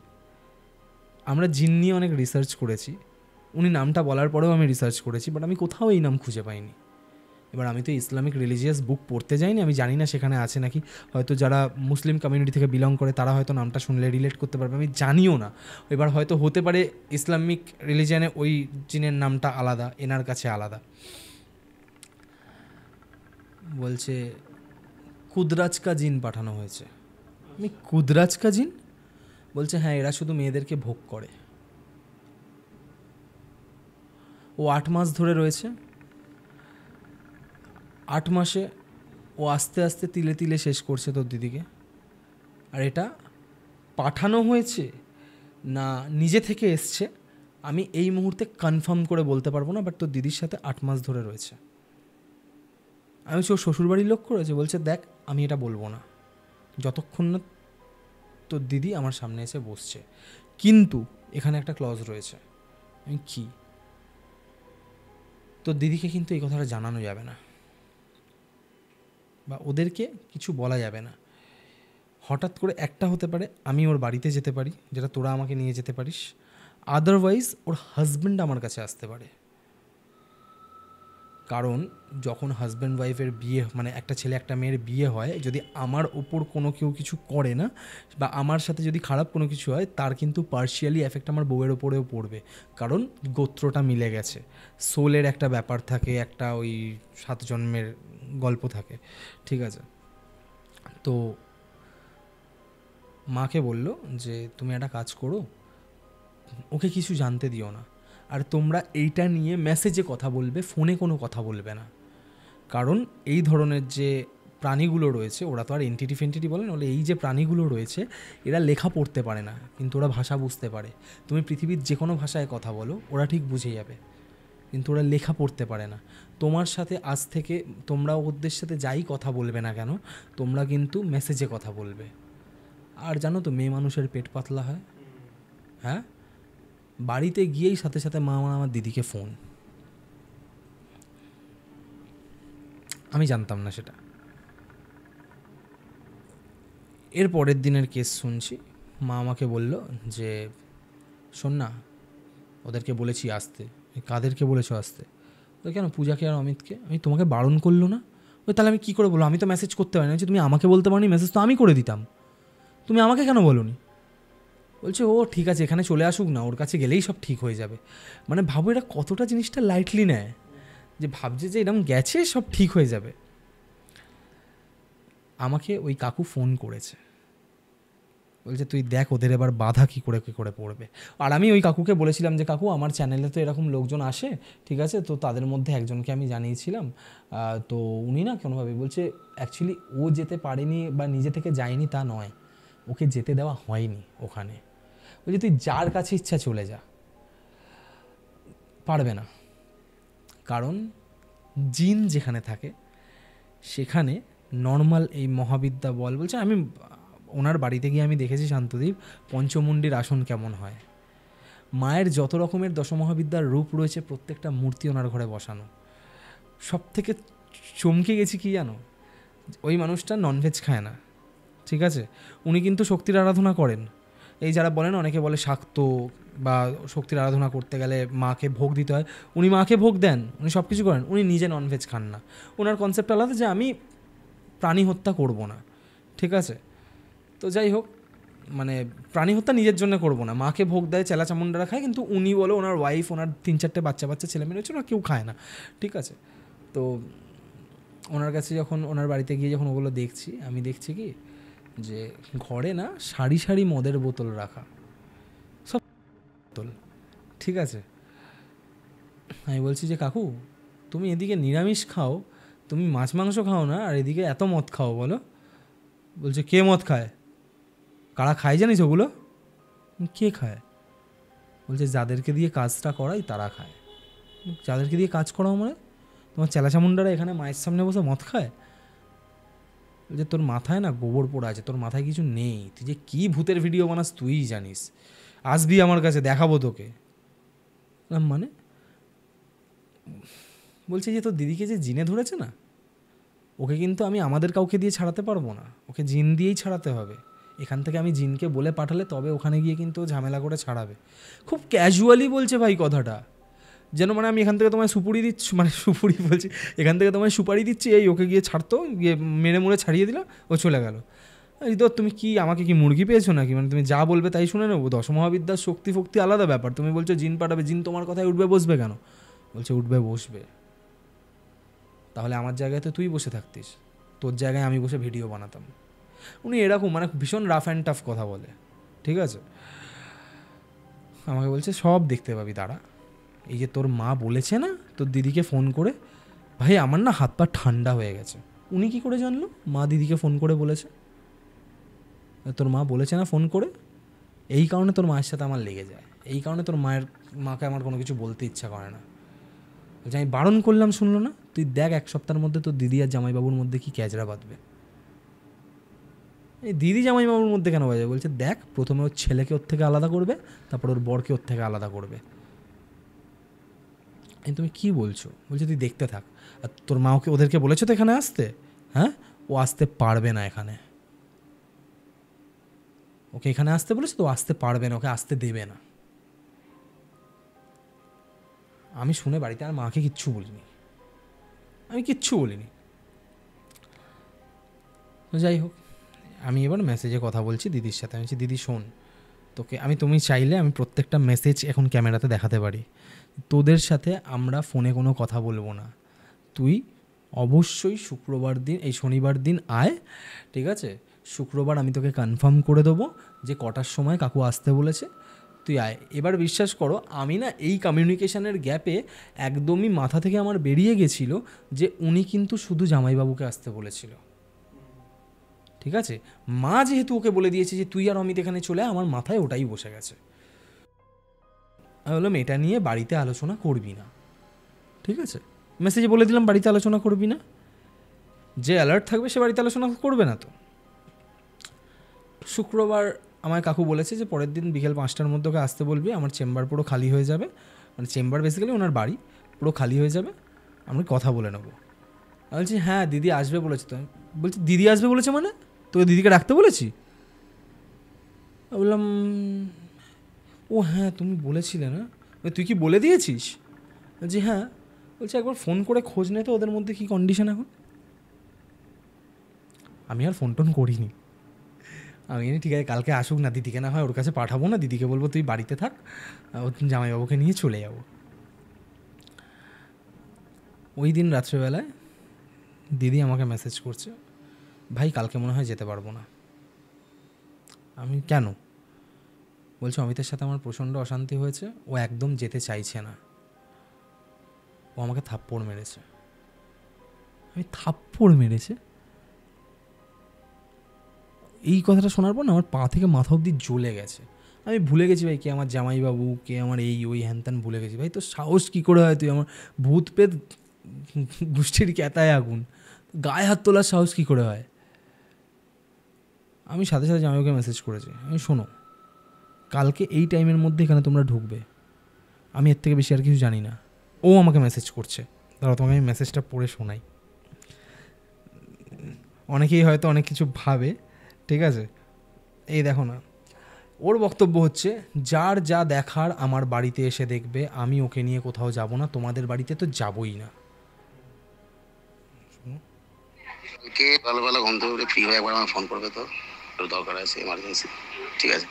আরে কাকিমা ওকে ডাকছে, বলছে নাকি যে এত রাত্রে মেসেজ করতাম না, তো ঘুমিয়ে পড়ছি, ফোন করছি না, মেসেজ করছি, ডাকছে কি আছে, বলছে এখানে আয়, এখানে ঠিক হবে। আরে ওখানে এলে কি আমার প্রবলেমটা সলভ হবে? ওর তো যখন বাড়ির বাইরে যাচ্ছে ঠিক থাকছে, মেন তো প্রবলেম আমার বাড়িতে, বাড়িতে ঢুকলে প্রবলেমটা হচ্ছে, ওখানে গেলে তো আমার প্রবলেমটা সলভ হবে না। আমি ডাকছি, বললো অমিত দা 1000 টাকা লাগবে, আমি বললাম তাই দেবো, আজ যাবো কাল যাবো বলে 2 সপ্তাহ হয়ে গেল।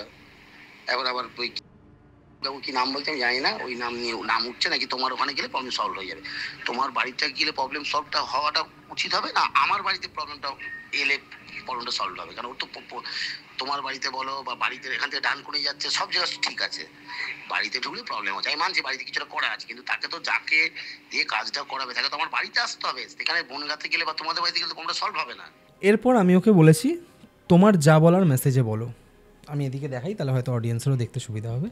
বলছে ভয়েস বা ফোন কলে ডিসকাস করো না।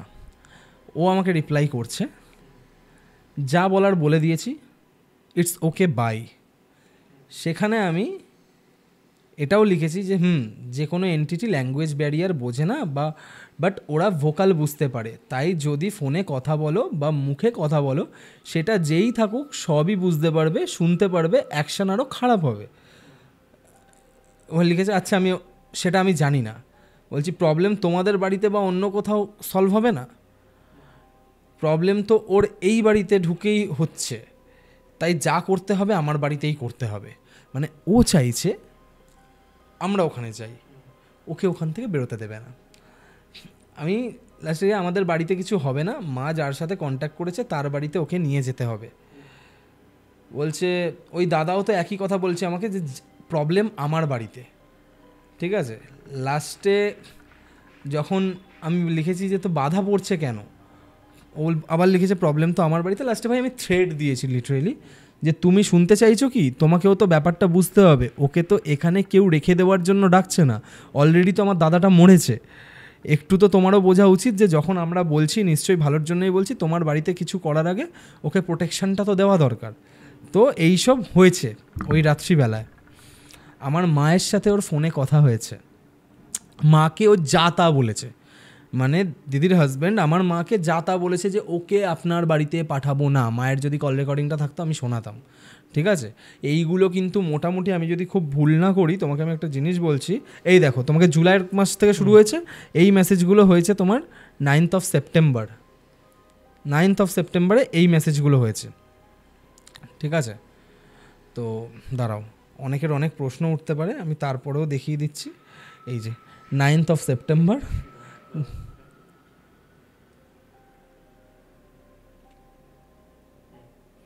9th of September এই কনভারসেশনগুলো হয়েছে, ঠিক আছে। তো ব্যাপারটা হচ্ছে এর ঠিক পরের মানে ওই দিন রাত্রিবেলায় এই ঝামেলাটা চলছিল, হ্যাঁ, পরের দিন ভোরবেলায় মেসেজ দেখবে, ওই দিন ভোরবেলায়, দাঁড়াও কোথায় গেল,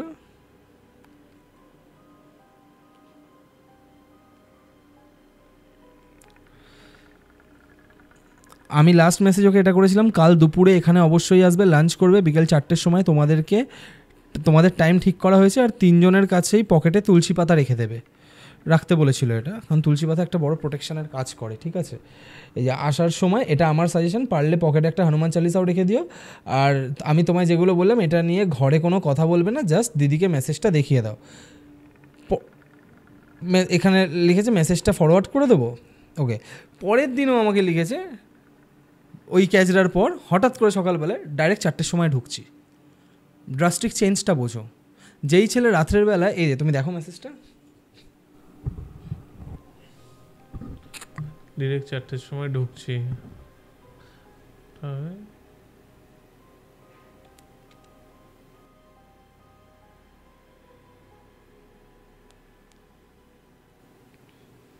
আচ্ছা ঠিক আছে? আমার না এটা একটু অদ্ভুত লাগলো যে কাল রাতে ও আমাদের পুরো বাব্বাপান্ত সাপসাপান্ত করে দিল, গোষ্ঠী উদ্ধার করে দিল। যতই হোক, দেখো জামাই তো হয় সম্পর্কে, আমরা তো আর তার সাথে খারাপ ব্যবহার করতে পারি না, ঠিক আছে? তো একটা আউট অফ ফ্রাস্ট্রেশনে আমিও হয়তো তাকে রাগের মাথায় কিছু বলে দিয়েছি যে দেখে নেবো, তুমি যদি না আসো, আমার দিদির যদি কিছু হয়ে যায়, ঠিক আছে, এগুলো ঠিক হচ্ছে না। তো যাই হোক বলেছি, বাট পরের দিন সকালবেলা দেখছি ও বলছে যে ডিরেক্ট 4টের সময় ঢুকছি, মেসেজ করেছে। আমি সাথে সাথে না ওই কাকুকে ফোন করেছি, কাকু কাল রাতে এরম হয়েছে, বলছে আমি তো তোকে বলেছিলাম। আর এগুলো ওর হাজব্যান্ড করছে না, ওর হাজব্যান্ড যে ওর গায়ে হাত তুলেছে এগুলো করানো হচ্ছে, বাধা সৃষ্টি করছে। ওর ছেলেও জিজ্ঞেস করো, ছেলে ওর মায়ের কাছে যায় নাকি এখন? বলছে ছেলে বাবা ঘেঁষা হয়ে গেছে, ছেলে কিন্তু এখন আর মায়ের কাছে থাকে না। বললাম দেখো, সে বাবা মায়ের মধ্যে যার কাছে ঘেঁষা হোক না কেন, বলছে না ওটা নর্মাল নয়, ওর মাকে পছন্দ করছে না, ঠিক আছে? বাবা মায়ের ঝামেলা হলেও বাবার সাপোর্টই নিচ্ছে, ওইটুকুনি বাচ্চা ছেলে। তো ওই দিন ওরা আসে, আর আমার সাফারিং ভাই এখান থেকে শুরু। ওদেরকে আমি নিয়ে যাই, কারণ যখন আমি বলেছি যে আমি শুধু অমিতদাকে নিয়ে যাব, তখন কিন্তু দিদি শোনেনি, না আমিও যাব, প্রবলেম তো আমার সাথে হচ্ছে, ও তো কিছু ফিল করছে না, আমাকে তো বলতে হবে, হ্যান ত্যান অনেক কিছু বলেছে। বললাম ঠিক আছে, নিয়ে গিয়ে ওখানে বসিয়ে দিয়েছি। উনি পরিষ্কার বললো যে দেখো, তোমার এই কাজটা করতে একদিনে হবে না, 3বার বসতে হবে, 3বার আমাকে এখান থেকে পাঠাতে হবে, ঠিক আছে? আর এই পুরো প্রসিডিওরটা করতে সময় লাগবে 3 মাস। এটা করতে করতে তোমার মোটামুটি, তখন মাঝখানে আমি কথাটা কেটেছি, আমি বলছি আচ্ছা তুমি যে বলছো যে এরকম জিনফিন ছেড়েছে, তো সে তো সব জানতে পারছে তুমি যে বলছো। বলছে না, ও আমার বাড়ির ভেতর ঢুকতে পারবে না, ও বাড়ির বাইরে দাঁড়িয়ে আছে, এখান থেকে বেরিয়ে গেলে কিন্তু যে দেখ এখন ওদের হাজব্যান্ড ওয়াইফের মধ্যে দেখ কত মিষ্টি মিষ্টি কথা বলছে দুজন দুজনের সাথে, এখান থেকে বেরিয়ে গেলেই দুজন দুজনকে সহ্য করতে পারবে না। দিদিকে ডিরেক্ট বলছে তুই সত্যি কথা বল, তোর বরকে পছন্দ হয় এখন? বলছে না, এখন ও কেমন একটা হয়ে গেছে। দিদি বলছে কিন্তু এই কথাটা, বলছে তুই বল তোর মানে আগে তুই বরের প্রতি যতটা আকর্ষণ ফিল করতিস এখন করিস? বলছে না আমার না, মানে এখন সত্যি কথা বলতে ঝগড়াটাই বেশি হয়। আমি দাঁড়িয়ে দাঁড়িয়ে না শুধু দেখছি, মানে মানুষের মধ্যে সাইকোলজিক্যালি ড্রাস্টিক চেঞ্জ কিভাবে হতে পারে একটা এই ডার্ক এন্টিটির ম্যানিপুলেশানে। আমি পুরো চোখের সামনে ভাই আমি চাক্ষুষ সাক্ষী করেছি, মানে সাক্ষী হয়েছি নিজে। বলছে তোর এই কাজটা করতে, র অ্যান্ড রিয়েল কথা বলছি, তোর এই কাজটা করতে 44,000 টাকা খরচা আছে। আমি 44,000 টাকা খরচা আছে, কেন খরচা আছে আমি বলছি। তো বললো এখানে ওকে যে প্রোটেক্ট করতে যাবে সে তো ওর প্রতি একটা টানে যাবে, সে তো ওর প্রতি একটা অ্যাট্রাকশানে যাবে। ও যখন ওর কাছে যাবে ও তখন ওকে সহ্য করতে পারবে না যে ওর সাথে রয়েছে, ওকে ও তাড়াতে চাইবে, ও ঝামেলা করবে, মারপিট করবে, যা করবে নিজেদের মধ্যে করবে। কার জন্য করবে? ওর জন্য করবে।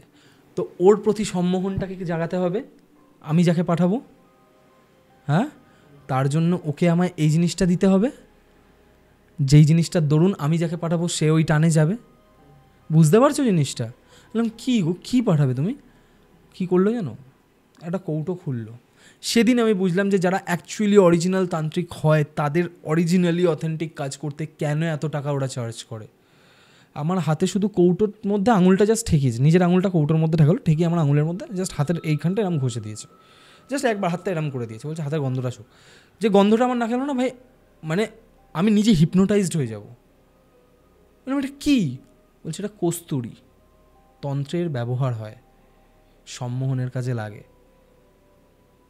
এবার আমি বুঝতে পারছি ভাই গন্ধটা এতটা চড়া আমার হাত থেকে যাবে না, মানে তুমি 10টা পারফিউমের বোতলেও অত গন্ধ হয় না, এক ছিটে যে আমার হাতে ঘষেছে যা গন্ধ যাচ্ছে, ওই গন্ধটা আমার হাতে 7 দিন ছিল। 7-8 দিন ছিল, মানে আমার না অসহ্য লাগতো, না অসহ্যকর লাগতো, মানে সবসময় নাকের সামনে একটা ওরকম চড়া পারফিউম টাইপের গন্ধ, না মাথা ধরে থাকতো আমার। ওকে বললো, তো টু বি ভেরি অনেস্ট, দেখো আমার জামাইবাবু ওই স্টেজ প্রোগ্রাম করে, আর তোমার হচ্ছে স্টেট গভর্নমেন্টের কর্পোরেশনের আন্ডারে কিছু একটা করে, তো এক ধাক্কায় 40,000 টাকা বের করা is not a matter of joke, ঠিক আছে। ও বললো যে কাকু এই মুহূর্তে একবারে করতে পারছি না। বলছে দেখো আমি তো নিজের পকেট দিয়ে টাকা বার করে তোমার কাজটা করতে পারবো না, কারণ জিনিস তো আমায় কিনতে হবে, ঠিক আছে। এই যে যাকে পাঠাবো তাকে আমায় মদ দিতে হবে, এই যে অত মদ ও জিনকে খাওয়ায়, বলছে এই যে তাকে যে পাঠাবো তাকে আমায় মদ দিতে হবে, যদি আমি তাকে মদ না দিই, তাকে যদি আমি তার ভোগ না দিই, সে গিয়ে কিন্তু তোমার বউকেই ভোগ করবে। বুঝতে পারছো? এরকম অনেক সময় কিন্তু হয়, যেটা আমি বুঝলাম, যে তান্ত্রিকরা ধরো এরম জিন ফিন ছাড়ানোর জন্য ধরো কোনো জিন পাঠাচ্ছে, তো তখন যদি তাকে প্রপার ভোগ না দেওয়া হয়, যদি মেয়ে থাকে না, মেয়ে মানুষ থাকে, তাকে ওরা ভোগ করতে শুরু করে দেয়। বুঝতে পেরেছো? এবার তখন অনেক সময় আউট অফ কন্ট্রোলও হয়ে যায়, যদি সে নিজের ফ্রি উইলে চলে আসে। তো এরকম বললো যাবি বাড়িতে, কিন্তু যতটা সম্ভব নিজের মনকে শক্ত কর, ঠিক আছে। তুই বল তুই কবে করতে পারবি, ততদিন না হয় অ্যাটলিস্ট তোকে আমি কিছু রেমেডিস বলছি, তুই বাড়িতে থাকবি, নিজে অ্যাটলিস্ট সেলফ প্রোটেক্টেড থাকবি। তো বললো দেখ তুই যে আজকে এখান থেকে বেরিয়ে যাবি, তুই যদি কোনো কমিটমেন্ট না দিয়ে যাস, তোর কিন্তু বাধার পর বাধা সৃষ্টি হবে, বাধার পর বাধা সৃষ্টি হবে, ঠিক আছে। আর এদের সব কটাকে কিন্তু মানে আমাকে বলছে যে তুই যে এখানে এলি, তুই কি আমাকে জানিয়েছিলি যে তোর জামাইবাবুকে নিয়ে তুই এসে আমার সামনে দাঁড়াবি? এক তো তুই তোর দিদিকে নিয়ে এসছিস, জামাইবাবুকে নিয়ে এসছিস, তার সাথে তুইও এসছিস, ঠিক আছে। এখন যদি তোর সাথে উল্টোপাল্টা কিছু হয়, এবার আমি না ব্যাপারটা আমি কী হলো আমার সাথে উল্টোপাল্টা কিছু হবে মানে, বলছে যা সাবধানে থাকবি, ঠিক আছে। অনেক রকম অনেক কিছু, কিন্তু তুই যে এই ওকে রাস্তাটা দেখিয়েছিস, আমার বাড়ির রাস্তাটা, কিন্তু তোর সাথেও প্রবলেম হতে পারে, ঠিক আছে। তুই একটা কাজ কর, গোলাপ জল নিয়ে আসবি, আমি দিয়ে দেবো একটা জিনিস, ওটা নিজের বাড়িতে ছিটিয়ে নিবি। বিশ্বাস করো টিল ডেট আজ অবধি আমি ওই গোলাপ জল নিয়ে যাইনি, আজ অবধি আমি যাইনি কিন্তু, ঠিক আছে। তো তারপর ওদেরকে বলা হলো, ওরা বললো ঠিক আছে একটু সময় দাও, টাকাটা জোগাড় করে তারপর দেখছি। তো উনি বলে দিয়েছিল যে 40,000 টাকা কী কী কারণে লাগবে, প্রত্যেক দিন 2 বার করে মদ দিতে হবে, ঠিক আছে। আমি জানি না এই কথাগুলো আমার অন ক্যামেরা বলা কতটা উচিত কতটা অনুচিত। প্রত্যেক দিন 2 বেলা করে মদ খাওয়াতে হবে, প্লাস ওই যে কস্তুরি যেটা তোমাকে বললাম হরিণের নাভির, ওটা 1 গ্রামের দাম ভাই 42,000 টাকা, 1 গ্রামের দাম। ওটা প্রদীপের মধ্যে দিয়ে প্রদীপের কিছু একটা আগুন জ্বালিয়ে মন্ত্র চ্যান্ট করতে হবে, ঠিক আছে, যাতে ওর সেই জিনিসটা ক্রিয়েট হবে। ওর চারপাশে কী আমি অনেস্টলি আমি জানি না এত কিছু, যেটুকু বলেছিল সেটাই যতটা 2 মাস আগে শুনেছিলাম সেটাই তোমাকে বলছি। তো ওর ওই যেটুকু ক্রিয়েট হবে না হবে তার সেই অ্যাট্রাকশানে এখান থেকে উনি পাঠাবেন, তো হবে। তো ওদের 40,000 টাকা লাগবে, তাও আমি তোমাকে বলছি, উনি এটাও বলেছে যে এটা শুধু ওদের সাথে আমার ফ্যামিলির সম্পর্ক বলে আমি 40,000 টাকা বলেছি, কারণ তুই অ্যাটলিস্ট বাঁচ, তুই সুস্থ থাক, তাহলে এই কাজটা মিনিমাম 80,000 থেকে 90,000 টাকার নিচের কাজ নয়। কারণ এই যে কাজটা করব, এই কাজটা করতে গেলে কিন্তু আমার নিজের শরীর অনেক অসুস্থ হবে, কারণ এত খারাপ একটা জিনিস। আমি বললাম যে এই যে এত টাকা, আর হ্যাঁ দিদিকে দেখে বলে দিয়েছিল যে এটা ওর শ্বশুর বাড়ি থেকে করেছে। দিদি যখন গেছিলো দিদিকে দেখে বলে দিয়েছিল যেটা ওর শ্বশুরবাড়ি থেকে করেছে। আমি বললাম যে তখন বলছে যে তোর সাথে কি আজ থেকে 1 বছরের মধ্যে তোর শাশুড়ি আর ননদের খুব ঝামেলা হয়েছিল? এই হচ্ছে আসল তান্ত্রিকের পরিচয় ভাই, যে কিছু জিজ্ঞেস করছে না, নিজে বলছে। তখন দিদি বলছে যে হ্যাঁ, দিদি আর জামাইবাবুর সাথে প্রায়শই এরম ঝামেলা হতো ওদের, মানে শাশুড়ি আর ননদের তো হতো, বাট তারপর তোমার হচ্ছে মাঝখানে লাস্ট একবার খুব বড় ঝামেলা হয় দিদির ছেলেকে নিয়ে আর ননদের ছেলেকে নিয়ে, এই দুজনকে নিয়ে। ওদের মধ্যে কী রেশারেশি আছে ভাই আমি জানি না, কি পড়াশোনা হ্যান ত্যান এটা ওটা নিয়ে কিছু একটা কারণ হবে যেটা নিয়ে ওদের মধ্যে তুমুল অশান্তি হয়। তারপর থেকেই দিদির এই জিনিসটা শুরু হয়েছে, ঠিক আছে। বলছে যে তখন আমি না জিজ্ঞেস করলাম যে আচ্ছা তুমি বলছো যে এই যে 80,000 টাকা লাগবে বা 40,000 টাকা লাগবে, তো যারা করেছে তাদের কাছে এত টাকা থোড়ি আছে নাকি যে তারা প্রত্যেকবার গিয়ে বলছে? আর জিনিসটা একবারে হয় না, ঠিক আছে, জিনিসটা বারবার করে করা হয়, মাঝে মধ্যেই যায় গিয়ে করে আসে, আবার এটা হয় মাঝে মধ্যে যে দেখিস না রিয়াকশানটা কমে আসছে। মঙ্গলবার আর শনিবার কেন হয়? ঠিক আছে, কারণ ওই দিনগুলোতে ক্রিয়াগুলো করে, ওই কারণে মঙ্গলবার শনিবার ওর বাড়ির বিড়াল ওরকম উৎপাত করে, ছেলের স্বামীর সাথে এত ঝামেলা। ও যে দেখতে পাচ্ছে ওটা অন্য ওর কোনো দাদা ফাদা কাউকে দেখতে পায়নি, যে ওর সাথে আছে তাকে দেখতে পাচ্ছে, ঠিক আছে। বললাম আচ্ছা, তো তুমি বলতে চাইছো যে যারা করেছে তারা 40,000 টাকা খরচা করে এরকম পাঠিয়ে রেখেছে, যেমন তুমি পাঠাবে বলছো? বলছে না। এই মানে না মানেটা কি? বলছে তুই একটা কথা বল, আমি যদি তোর মাথাটা দেওয়ালে জোরে দুম করে ঠুকে তোর মাথাটা ফাটিয়ে দিই, তার জন্য 1 পয়সাও খরচা করতে হবে? বললাম না। কিন্তু তোর মাথাটা যদি এখন আমি সেলাই করাতে যাই, ফাটা জায়গাটা, সেখানে পয়সা খরচা করতে হবে তো? বলছি হ্যাঁ। বলছে এই ব্যাপারটাও ওরকম। এর জন্যই দেখবি সবাই খুব খারাপ কাজগুলো করে, ঠিক আছে? এখানে আমার জামাইবাবু একটা কথা বললো, আমি এখানেও দেখলাম ওনার পরিচয়টা, বিশ্বাস করো। জামাইবাবু বলছে যে আচ্ছা, যে করেছে আমাদের, আমরা ঘুরিয়ে তাদের কিছু করতে পারবো না? বলছে এই কাজ তো আমি করবো না, এই কাজ তো আমি করবো না। আমি আমার কাজের পারপাসে আমি এরকম জিনকে বশ করে রেখেছি। আমি সেদিনকে জিজ্ঞেস যে তুমি কী জিনের নাম বলছিলে না? বলছে কুদ্রাসকা জিন। হয়তো উচ্চারণ ঠিক মতন করতে পারছি না। বলছে কুদ্রাসকা জিন। আমি তো কোথাও দেখলাম না। বলছে সব কিছু কি তুই আর গুগলে পাবি, ইন্টারনেটে পাবি? সব কিছু তো পাবি না, কিছু তো আমাদের থেকেও জানবি, নাহলে আর আমাদের মাহাত্ম্য কোথায়? তো তখন জামাইবাবু বলছে যে এরকম ক্ষতিকর, তখন বলছে না, আমরা এরকম কোনো কাজ করব না, কারণ এগুলো নিম্নমার্গের সাধনা, ঠিক আছে? যারা লোকের খারাপ করে 2,000, 3,000, 1,000, 500 টাকা দিলেও করা যায়, ঠিক আছে? তোর চুল নিয়ে যাবে, তোর এটা নিয়ে যাবে, ওটা নিয়ে যাবে। তো দিদিকে বললো যে তোমার শাড়ির আঁচলের কাপড় কেটে করা হয়েছে এটা। আচ্ছা। ইনফ্যাক্ট এটাও বলে দিল ভাই সেই মানুষটা যে তুমি যখন বাড়িতে ছিলে না, তোমার শাড়ি তুমি মিলেছিলে উঠোনের তারে। ও কী করে জানলো? ও তো কোনোদিন ওর বাড়ি দর্শনই করেনি। কী করে জানলো? তোমার উঠোনে যে তার লাগানো আছে সেখানে যে কাপড় তুমি মিলেছিলে, সেইখান থেকে আঁচল থেকে সুতো কেটে নিয়ে করা হয়েছে। কিন্তু বলছে যে এই যে কাজগুলো করা হয়, এই কাজ রিকভারি করাতে গেলে প্রচুর এনার্জি লাগে, প্রচুর কিছু লাগে, প্রচুর জিনিসপত্র লাগে, যেগুলোর জন্যেই এত টাকা লাগে। খারাপ করতে কারোর কিছু লাগে না, কারণ দেখো, যে খারাপ করার জন্য পাঠিয়েছে সে তো পাঠিয়ে দিয়েছে, তার ভোগ তো সে পেয়ে যাচ্ছে, বুঝতে পারলে? তার যে খাবারটা চাই, তার যে ভোগটা চাই, সেটা তো সে পেয়ে যাচ্ছে তার কাছ থেকে। বলছে দেখ, আমি একটা জিনিস করে দিতে পারি, সে হয়তো তোকে টাচ করবে না, সে হয়তো তোকে ছোঁবে না, কিন্তু সে তোর চারপাশে থাকবে, যেদিন সুযোগ পাবে সেদিন আবার করবে। তোদের দুজনের মধ্যে কিন্তু ডিস্টেন্স আস্তে আস্তে বাড়তে শুরু করবে। আর এই জিনিস যদি তোরা 1-2 বছর লেট করে ফেলিস, তাহলে কিন্তু, ওর হাজব্যান্ডকেই বলছে, যদি 1-2 বছর লেট করে ফেলিস তাহলে কিন্তু তোর বউকে হারিয়ে ফেলবি। এবার ওই মুহূর্তে না, আমি ওর জামাইবাবুর দিকে তাকাচ্ছি, জামাইবাবু আমার দিকে তাকাচ্ছে, কারণ আগের রাতেই আমি ওকে থ্রেট দিয়েছি যে দাদা মারা গেছে, দিদির যদি কিছু হয় তোমায় আমি ছাড়বো না, ঠিক আছে? তো যে জামাইবাবু আমার দিকে দেখছে, বলছে যতটা পারবি নিজেদের মধ্যে যখনই দেখবি অশান্তি হচ্ছে, নিজেরাই ওই জিনিসটা থামিয়ে দিবি, ঠিক আছে? যখন ও দেখবে না যে ওর এই ম্যানিপুলেশনটা কাজ করছে না, তখন ও তরপাতে শুরু করবে। ও কিন্তু তোকে ছেড়ে যাবে না, ছাড়ার জন্য তোকে কাজটা করতেই হবে, ছেড়ে যাবে না, কিন্তু আমি তোকে একটা প্রোটেকশান দিয়ে দিচ্ছি, ঠিক আছে? কিছু একটা মন্ত্র বলেছিল প্রত্যেক দিন স্নান টান করে উঠে এই মন্ত্রটা জপ করবি। আসল ঘটনাটা ঘটে ভাই সেই দিন রাত্রিবেলায়। দিদিরা চলে গেছিলো 6:30 ওই ডানকুনি হাউজিংয়ের বাস ধরে বেরিয়ে গেছিলো রাত্রির। তখন ওই রাত্রে আমিও শুয়ে পড়েছিলাম, সেদিন আর কোনো কাজ ছিল না, কারণ স্যাটারডে ছিল, এপিসোড আপলোড হয়ে গেলে আমি ওই স্যাটারডে সন্ধ্যের পর থেকে রোববার আমি আর কোনো কাজ করি না। ওরা তো চলে গেল রাত্রি, তখন 2:30, 2:45 বাজে। জামাইবাবু ফোন করেছে,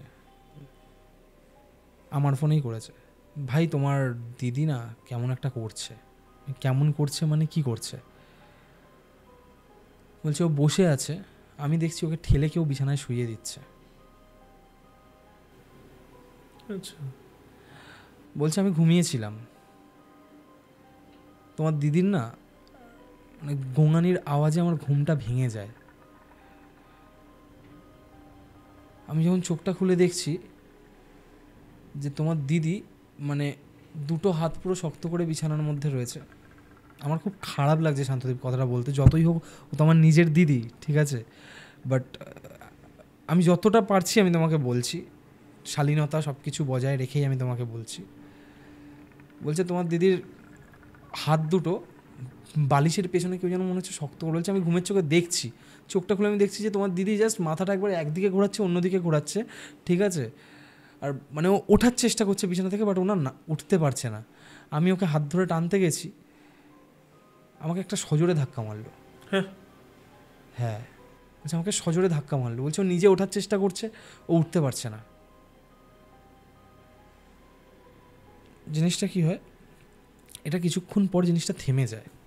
এর মধ্যে তুমি বুঝে নাও যে ওই সিনারিওটা কী হয়েছে, আমি আর এলাবোরেট করছি না। আমি বললাম ও এখন কেমন আছে? বলছে এখন বসে আছে। আমি বললাম কী হয়েছে? ও পুরো বললো। আর একটা কথা বললো যে একবার দিদি উঠে বসেছিল, জোর জবরদস্তি উঠে বসেছিল এরকম করে, ওকে ধাক্কা মেরে বিছানায় শুয়ে দিয়েছে। বলছে এটা জামাইবাবু নিজের চোখে দেখেছে। আমি বললাম দিদি কী হয়েছে তোর? বলছে ভাই আমি ঘুমোচ্ছিলাম, হঠাৎ করে আমি ফিল করি আমার যে নাইটিটা রয়েছে, নাইটিটা পা থেকে অটোমেটিক্যালি ওপর দিকে উঠে যাচ্ছে। যখন আমার চোখটা খুলে গেছে না, আমি দেখতে পাচ্ছি আমার বুকের ওপর কেউ একটা বসে রয়েছে। আমি শুধু তার কোমর থেকে মাথা অবধি দেখতে পাচ্ছি, পুরো কালো একটা ছায়া, ঘরের নাইট ল্যাম্পের আলোতে যেটুকু দেখেছি। আমি আর কিছু আমি বুঝতে পারছিলাম না। বাকিটা ও আমাকে বলছে যেটা হচ্ছিল আমার সাথে আমি তোকে বলতে পারবো না।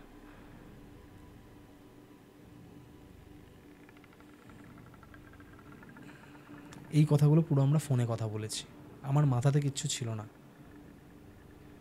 যে কি বলেছে না বলেছে, ফোনে কথা বলতে বারণ করেছে। আর এরকম সিচুয়েশানে ভাই কার অত রেস্ট্রিকশন মনে থাকে? আমি বললাম তোকে যে মন্ত্রটা বলেছে ওটা জব কর, ওটা জব কর, ঠিক আছে? বলছে ভাই আমার আর কোনো এনার্জি নেই, আমি কিছু করতে পারছি না।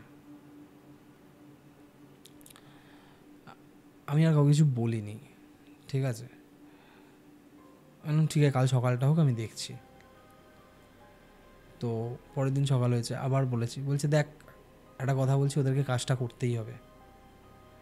মন্ত্রের জোরে হয়তো হ্যাঁ ও তো কালকে কিছু করেনি, বাট ওকে আজ থেকে বল সকালবেলায় করতে, বাট যতটা তাড়াতাড়ি সম্ভব ওকে কাজটা করিয়ে নিতে বল। সেই মেসেজটাও কনভে করলাম। এরপর মনে করো শান্তদীপ, দুর্গাপুজোর 2 সপ্তাহ আগে থেকে আমার সাথে কী হওয়া শুরু হলো। একটাও এপিসোড আমি টাইমে দিতে পারছিলাম। আমি কেন ইউটিএস ভিশন মিডিয়ার সাথে টাই আপ করলাম, যেখানে আমি নিজে এডিটিং পুরো শিখে ফেলেছিলাম প্রিমিয়ার প্রোতে। আমি একটা জিনিস দেখছি, আমার সব কিছু আস্তে আস্তে খারাপ হয়ে যাচ্ছে, বুঝতে পারলে? সব কিছু। প্রথম শুরু হলো আমার মায়ের সাথে আমার অশান্তি, সেগুলো আমি আর এলাবোরেট করছি না। এমন একটা পর্যায়ে চলে গেল, বিশ্বাস করো, আমি আমার মা আর বউ দুজন, তুমি তো দেখেছো কালিম্পংয়ে আমরা ফুল ফ্যামিলি কতটা হ্যাপি ফ্যামিলি থাকি, রাইট? মানে আমার মা, বউ, বাবা, 2 ভাই, মানে আমি যত না ওদের সাথে থাকি, ওরা নিজেদের মধ্যে তত একটা ভালো বন্ড ক্রিয়েট করে থাকে। আমি নিজের চোখের সামনে না আমার সাজানো গোছানো ফ্যামিলিটাকে আস্তে আস্তে ভাঙতে দেখছি। কোনো কিছু আমার ভালো যাচ্ছে না। আমার মায়ের সাথে আমার ঝামেলা শুরু হলো, আমার বউয়ের সাথে আমার ঝামেলা শুরু হলো, মা আর বউ দুজনের মধ্যে ঝামেলা শুরু হলো। আমি জানি না এগুলো আমার ক্যামেরার সামনে বলাটা ঠিক কি না, নিজের পারিবারিক সিচুয়েশান ডিসক্লোজ করা উচিত না, বাট কোথাও না কোথাও আমি ফিল করি এই ঘটনাটা হয়তো এর জন্য দায়ী। নাহলে ওই ঘটনার পর থেকেই কেন আমি কখনো বাড়িতে এই কথাটা বলতে পারি না যে এই ঘটনার জন্য এরকম হচ্ছে, তাহলে হয়তো দিদি কোথাও না কোথাও কষ্ট পাবে, ওরা হয়তো ফিল করবে যে এরকম হচ্ছে।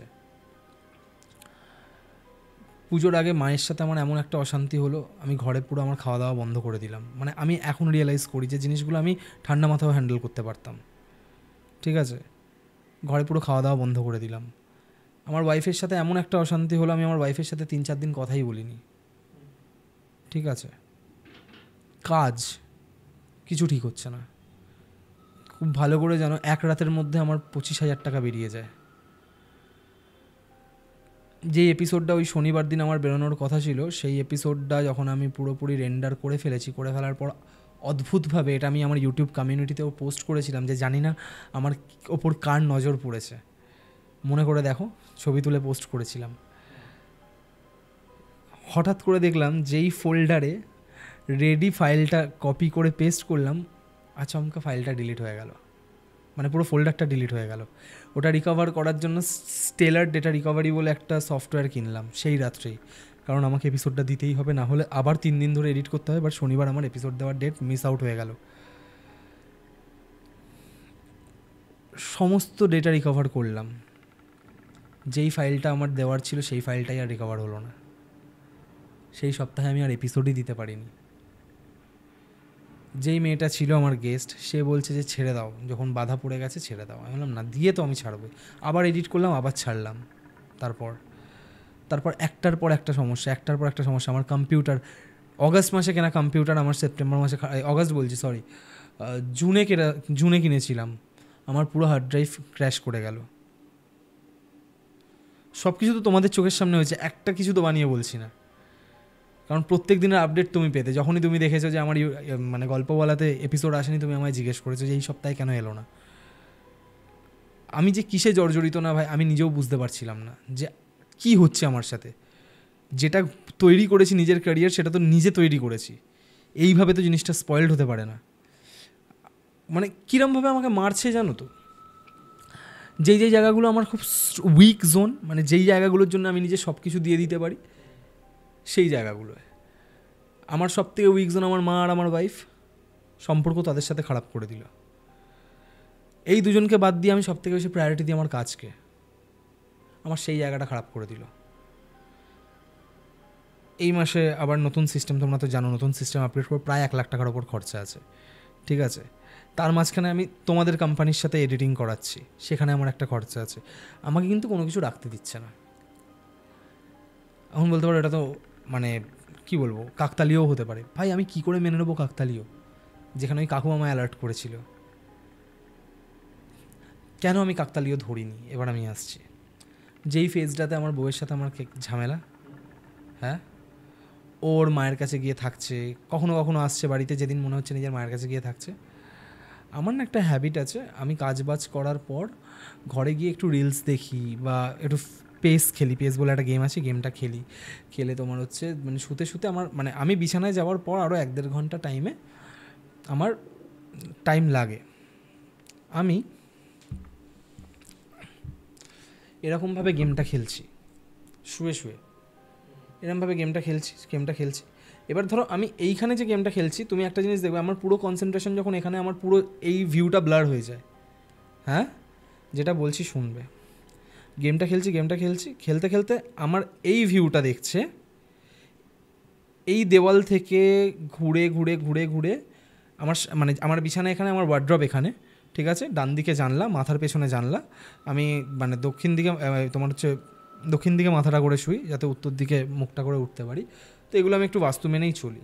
তো আমি এরকমভাবে গেমটা খেলছি, খেলতে হঠাৎ করে আমি বুঝতে পারছি গেমটা খেলতে যে কেউ একটা আমার দেওয়াল দিয়ে হামাগুড়ি দিতে ফাট করে দিক দিয়ে বেরিয়ে গেল। আচ্ছা, তারপর না 0.5 ঘন্টা আমি জাস্ট স্টান্ট হয়ে বসে থেকেছি এরকমভাবে। তোমাকে আমি মনে আছে এই কথাটা বলেছিলাম এসে? ভাই আমি জানি না আমার সাথে আগামী দিনগুলোই কি হতে পারে। ওটা দেখার পর না মানে আমি আটকে উঠেছি লিটারেলি। যেটা আমি কি দেখলাম, আমি কি গেম খেলতে ঘুমিয়ে পড়েছিলাম? আমি কি হ্যালুসিনেট করলাম?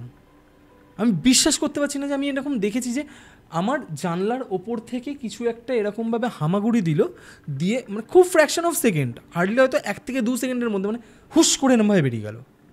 মানে এরমভাবে হামাগুড়ি দিতে বেরিয়ে গেল, মানে কেউ একটা ছিল যে ঘর থেকে বেরিয়ে গেল। এবার ওই টাইম ফ্রেমটায় আমি মানে ওই দিন যে বললাম না যে 0.5 ঘন্টা আমি বসেছিলাম চুপচাপ, মাথার মধ্যে একসাথে অনেক কিছু ঘুরছিল। আমার মাথার মধ্যে অনেক কিছু ঘুরছিল। যবে থেকে দিদি আমাদের বাড়িতে প্রথম এসেছিল, যবে থেকে আমি ওই আমার ইউটিউবের চ্যানেলে আসার যে তান্ত্রিককে ডেকেছিলাম, মানে ওই একদম আর্লি স্টেজ থেকে বলছি, তবে থেকে আমি হনুমান চালিসা চ্যান্ট বন্ধ করে দিয়েছি। তবে থেকে আমি মহামৃত্যুঞ্জয় মন্ত্র চ্যান্ট বন্ধ করে দিয়েছি। তবে থেকে আমি রাহু মন্ত্র চ্যান্ট বন্ধ করে দিয়েছি। আমি টোটাল 6টা মন্ত্র জপ করি প্রত্যেক দিন, ঠিক আছে। হরে কৃষ্ণ মহামন্ত্র জপ করি, কৃষ্ণায় বাসুদেবায় মন্ত্র জপ করি, হনুমানজির হনুমান চালিসা জপ করি, রুদ্রাবতারায় মন্ত্র জপ করি, মহামৃত্যুঞ্জয় মন্ত্র জপ করি, শম্ভু সদাশিবের শম্ভু জপ করি, আর তোমার হচ্ছে মহালক্ষ্মী মন্ত্র জপ করি। 7খানা মন্ত্র আমি জপ করি। আমার পুরো প্র্যাকটিসটাই বন্ধ বিগত 1.5 মাস হয়ে গেছে। তাহলে এটা কিসের এফেক্ট? কাজ বাজ কোনো কিছু ঠিকঠাক হচ্ছে না, কিসের এফেক্ট? বাড়িতে মা বউ সবার সাথে সম্পর্ক খারাপ, কিসের এফেক্ট? মাঝখানে আমি কতটা স্ট্রেসড আউট ছিলাম তুমি মনে করো। অডিয়েন্স অনেকে বলেছে যে গল্পওয়ালার এপিসোড এখন ভালো হচ্ছে না, গল্পওয়ালাতে এই মুহূর্তে সেরকমভাবে মানে এক্সপেক্ট করিনি এত খারাপ এপিসোড আসবে। শুধু আমি আমার অডিয়েন্স বেস যেটা আমি তৈরি করেছি এতদিনে, শুধুমাত্র আমার যে চ্যানেলটাকে আমি দাঁড় করিয়েছি সেটা যাতে নষ্ট না হয়ে যায় সেই কারণে আমি এপিসোডগুলো দিয়ে যাচ্ছি। বাট আমি আমার 100%, আমার 200% আমি আমার কাজে এখন দিতে পারছি না। এটা আমি কোনো জাস্টিফিকেশান দিচ্ছি না, দিস ইজ ফ্যাক্ট। আজকে তোমার এখানে আমার আসার কথা কখন ছিল? সকাল 11টায়। আমি এসে পৌঁছলাম 2:30-এর সময়। কেন আসতে পারলাম না? বাড়ি থেকে বেরোতে যাচ্ছি, কোনো দিন তো হয় না ভাই, আমি তিন মাস হয়ে গেছে আমি এই ফ্ল্যাটে রয়েছি। আজকেই আমি বেরোতে গেলাম, আজকেই আমি সিঁড়ি থেকে পড়ে গেলাম। এই যে 2-2.5 মাস বা 3 মাসে যেই ঝামেলা, যে অশান্তি আমি ফেস করছি না, আমি আমার লাইফে এর আগে কখনো দেখিনি। আমার মায়ের সাথে তো কোনো দিন আমার এত নোংরা লেভেলে ঝামেলাই হয়নি। আমার মায়ের সাথে তো কখনো আমার এত খারাপভাবে মানে কমিউনিকেশানই হয়নি, ঠিক আছে? মানে মা বাবার সাথে আমি চূড়ান্ত পর্যায়ে ফ্র্যাঙ্ক, মানে আমি যে লেভেলে ইয়ার্কি মারি, ঠিক আছে, তোমরা তো দেখেছো কালিম্পংয়ে গিয়ে। তো আমার ওয়াইফের সাথেও মানে এমন এমন জায়গা আমার ডিস্টার্ব করে রেখে দিয়েছে না, মানে খুব ভালো করে, যেই আছে না কেন, যে আমার পেছনে পড়েছে আমি জানি না যে কী আছে না আছে, তোমার হচ্ছে খুব ভালো করে জানে যে এই জায়গাগুলো মারলে ওর ওই জায়গাটা বন্ধ হবে। অ্যান্ড অনেস্টলি আজকে যেই ইনভলভমেন্টটা আমি আমার দিদির ক্ষেত্রে দেখাচ্ছিলাম, কিছুটা হলেও আমি পিছিয়ে এসেছি নিজের ফ্যামিলিটাকে বাঁচানোর জন্য, নিজের হাতে তৈরি করা নিজের পরিবারটাকে বাঁচানোর জন্য। আমি শুধু ওদেরকে একটাই কথা বলেছি যে তোরা অ্যাজ সুন অ্যাজ পসিবল টাকাটা জোগাড় করে কাজটা করিয়ে নে। এখনও করিয়ে উঠতে পারেনি ভাই। তোমার কি মনে হয় ইনস্ট্যান্ট 40,000 টাকা দিয়ে দেওয়া যা সবার পক্ষে সম্ভব? তাই না? দেখো, আজকে 20,000 টাকা যদি ইনকাম করে তাহলে তার মাসিক খরচ আজকের দিনে দাঁড়িয়ে মুদ্রাস্ফীতির পর 15,000 টাকা 16,000 টাকাতেও একটা সংসার ঠিকভাবে চলে না। মানে একটা ছেলেকে বড় করা থেকে শুরু করে নিজেদের নিট থেকে শুরু করে সব কিছু এতে চলে না। তো হট করে তো 40,000 টাকা দিয়ে যদি সে প্রত্যেক মাসে সেভিংসও করে বা নিজের জমানো টাকাও যদি এখন ভেঙে আনে, তাহলে তার এমার্জেন্সি বেসিসে কোনো টাকা থাকবে না, তাই না? তো আমি একটু পিছিয়ে এসেছি। যবে থেকে আমি এই ডিসিশনটা নিয়েছি আমি একটু পিছিয়ে আসি, আমি আর পারবো না। মানে একদিন কি হলো জানো, আমি রাত্রেবেলায় এরকম কাজ করছি, ঠিক আছে, আমি মানে কম্পিউটারে তখন বসে আছে, তুমি জানো আমি হেডফোন লাগিয়ে কাজ করি না, আমার স্পিকার অন, আমি স্পিকারেই কাজ করি, ঠিক আছে, আমার মাথা যন্ত্রণা করে বেশি হেডফোনে কাজ করলে। কাজ করছি আমি না, ফিল করলাম, আর আমার স্টুডিওটা কিন্তু আমার ঠাকুর ঘরে, যেহেতু আমার রাত জেগে জেগে কাজ করতে হয়, আমি কিন্তু আমার ঠাকুর ঘরেই স্টুডিও রেখেছি। আমি ফিল করলাম মানে এই আমার স্টুডিও, পেছনে যারা আমার স্টুডিওতে গেছে যে সমস্ত গেস্ট, তারা আজকের এপিসোডটা দেখলে তারা ফিল করবে, মানে কানেক্ট করতে পারবে। ঠিক তার পেছনে যে আমার ড্রয়িং রুমটা, কেউ ছিল না ওখানে, বাট আমার হঠাৎ করে মনে হলো কেউ একটা ধপধপ করে দৌড়ে চলে গেল। এটা লাস্ট টাইম আমার সাথে কিছু একটা ঘটেছে যেটা আমি ডিরেক্টলি কিছু ফিল করেছি। ওই দিন না আমি কাজের চেয়ার ছেড়ে উঠে আমি বলি যে তুমি যেই থেকে থাকো না কেন, আমি তোমার কোনো ক্ষতি করিনি, আমি আমার নিজের দিদিকে বাঁচাতে চেয়েছি। যদি তোমার মনে হয় যে এটা আমি ভুল করেছি, তাহলে তুমি তোমার মতন যা করছো চালিয়ে যাও, কিন্তু আমি কোনো ক্ষতি করতে চাইনি কারোর। আমার পরিবারটাকে ছেড়ে দাও। আমার মা বউ আর আমার ইউটিউব ছাড়া আমার কিন্তু নিজের বলতে কিচ্ছু নেই। তো তুমি যেই হও না কেন, যে কোনো এন্টিটি হও, যেই হও না কেন, তো এটা মানে আই জাস্ট প্রেড, ঠিক আছে, যে আমাকে ছেড়ে দাও। তারপর থেকে আমি জানি না যে ছিল সে আদৌ আমার কথা শুনেছে কি না অ্যান্ড অল। মানে দিদির সাথে তো এখনও প্রবলেমগুলো হয়, বাট আমি যেগুলো ফিল করছিলাম এখন আস্তে আস্তে অনেকটা স্টেবল। বাট বাড়ির যে পারিবারিক অশান্তির যে ব্যাপারটা, দেখো একই ছাদের তলায় যখন আমরা একসাথে থাকি, আমি একটা জিনিস জানি যে যতই অশান্তি হয়ে যাক, কোনোদিন আমি বাবা মাকে ছাড়া থাকবো না, কোনোদিন আমি আমার ওয়াইফকে ছাড়া থাকবো না, আর নাই আমি কাউকে নিয়ে কারোর থেকে আলাদা হয়ে যাবো। ঝামেলা করছো, ঝগড়া করছো, অশান্তি করছো, এক ছাদের তলায় থেকে অশান্তি করো। ফ্যামিলি আমি ভাগ হতে দেবো না, আমার পরিবার আমি ভাঙতে দেবো না। This is my challenge. Family সেদিনই ভাঙবে যেদিন আমি চোখ বন্ধ করব, তারপর তোমরা যে যা ইচ্ছা করো, কিন্তু তার আগে আমি ফ্যামিলি ভাঙতে দেবো না। আনস্টেবল এখন ওই জায়গাটা, বাট কাজের জায়গাটা আস্তে আস্তে চেষ্টা করছি, নিজে এফোর্ট লাগাচ্ছি। সবই তো তোমরা দেখছো, প্রত্যেক সপ্তাহেই তো তোমার এখানে আসছি ফাইলস টাইলস দিতে। তো এই হচ্ছে ব্যাপার। আজকে এই ঘটনাটা যদি আমি অনেকটাই প্রায় জানতাম, মানে দর্শক আজ প্রথম জানলো, আর এটা তোমার সাথে সেকেন্ড টাইম এমন একটা ঘটনা ঘটলো। এর মানে এর কি বলতে পারি, এর আউটকামটা খুব বাজে, কিন্তু প্র্যাকটিক্যালি দেখতে গেলে তুমি তো তোমার দিদিরই হেল্প করছো, তো এটা তো যে কেউ করবে অবভিয়াসলি। আমি না মানে এই যে জিনিসটা হলো, এই যে যুদ্ধটা কঠিন হয়ে যায় কখন, যখন আমরা সামনের যে প্রতিদ্বন্দ্বী তাকে দেখতে পাই না। এক্স্যাক্টলি।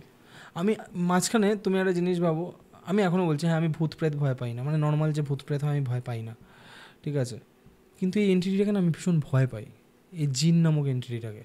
আমি কোনোদিনই চাইনি যে এর সাথে আমার কোনো এনকাউন্টার হোক, কারণ যেই সমস্ত ঘটনা শুনেছি, ঠিক আছে, আর যেটুকু থিওরিটিক্যালি জানি, তাতে ভাই আমার চাপ লাগে এই এন্টিটিটাকে নিয়ে। কারণ এরা তো কোনো প্রেত সত্তা নয়, এরা আমাদের মতনই একটা বিইংস, মানে এরা আমাদের মতনই একটা এন্টিটি। আমরা যেমন বসবাস করছি, এরা একটা আদার ডাইমেনশনে বসবাস করছে। এরা চাইলে আমাদের অ্যাক্সেস করতে পারে, আমরা তো পারবো না এদের অ্যাক্সেস করতে। আর আমি তো দেখতেই পাচ্ছি, মানে অনেকটা ওই লক্ষণ যখন মেঘনাদের সাথে যুদ্ধ করেছিল, এরকম একটা ব্যাপার।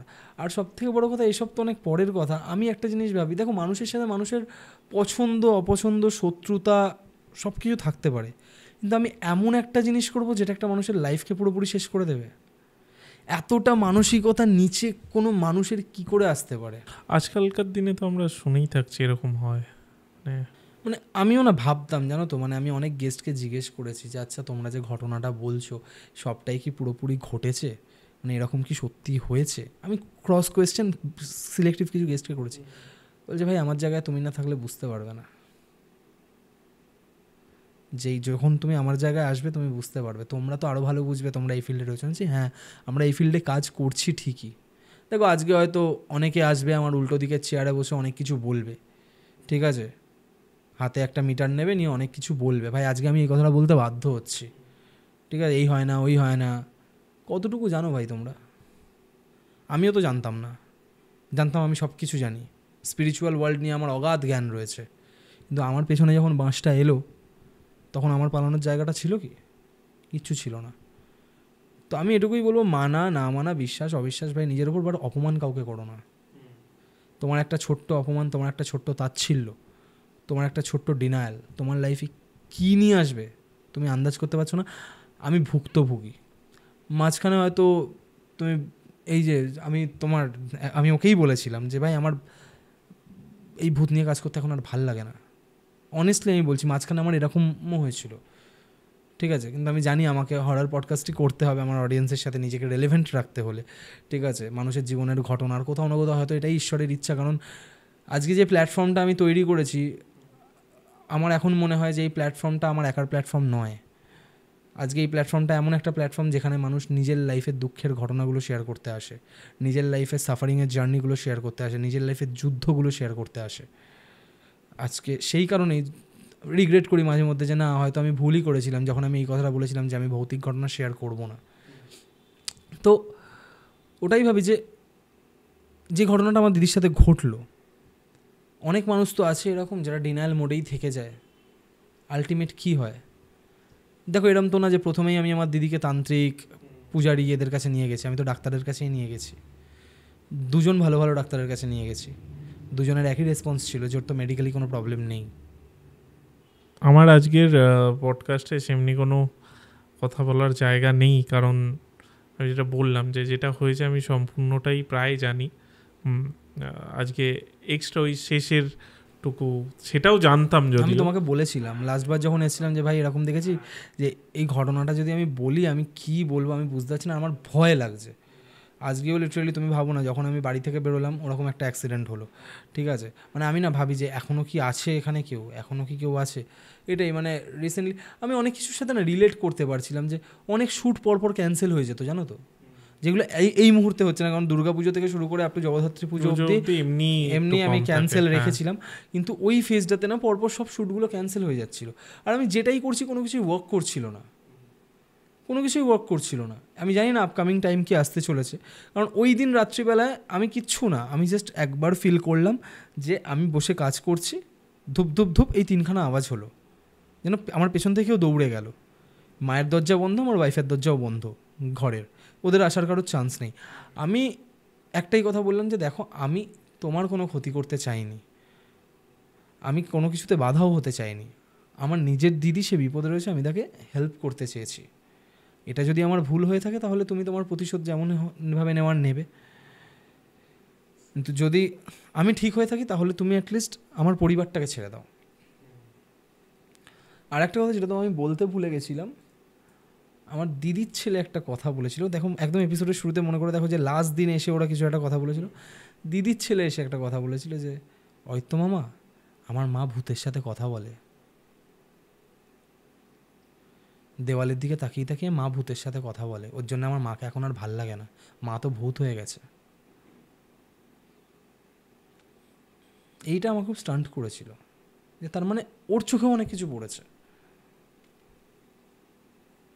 আর কি বলবো, যাই হোক, আজকে আমি আর কিছু বলছি না, আপনারাই বলুন ঘটনাটা কেমন লাগলো। এটা খুব বাজে শুনতে লাগছে আজকের এই ঘটনাটার জন্য। এটা তো আমিও বলে থাকি, হ্যাঁ, ন্যাচারাল অডিয়েন্স পার্সপেক্টিভ। তো হ্যাঁ, যে আপনাদের কি মনে হলো ঘটনাটি শুনে, আর আপনাদের কাছেও যদি এরকম কোনো ভৌতিক ঘটনা মানে হয়ে থাকে আপনাদের সাথে, বা আপনাদের শোনা কোনো ঘটনা থাকে, তাহলে নিচে একটি নাম্বার যাচ্ছে, সেই নাম্বারে পুরো ঘটনাটি অডিও রেকর্ড করে আমাদের হোয়াটসঅ্যাপে পাঠিয়ে দিন। হোয়াটসঅ্যাপ নাম্বারটা এই জন্য নিচে যাচ্ছে। অ্যান্ড আবার দেখা হচ্ছে পরের শুক্রবার রাত 9টায়। ভালো থাকবেন, ভালো রাখবেন, আর সাবধানে থাকবেন। Thank you Aritra.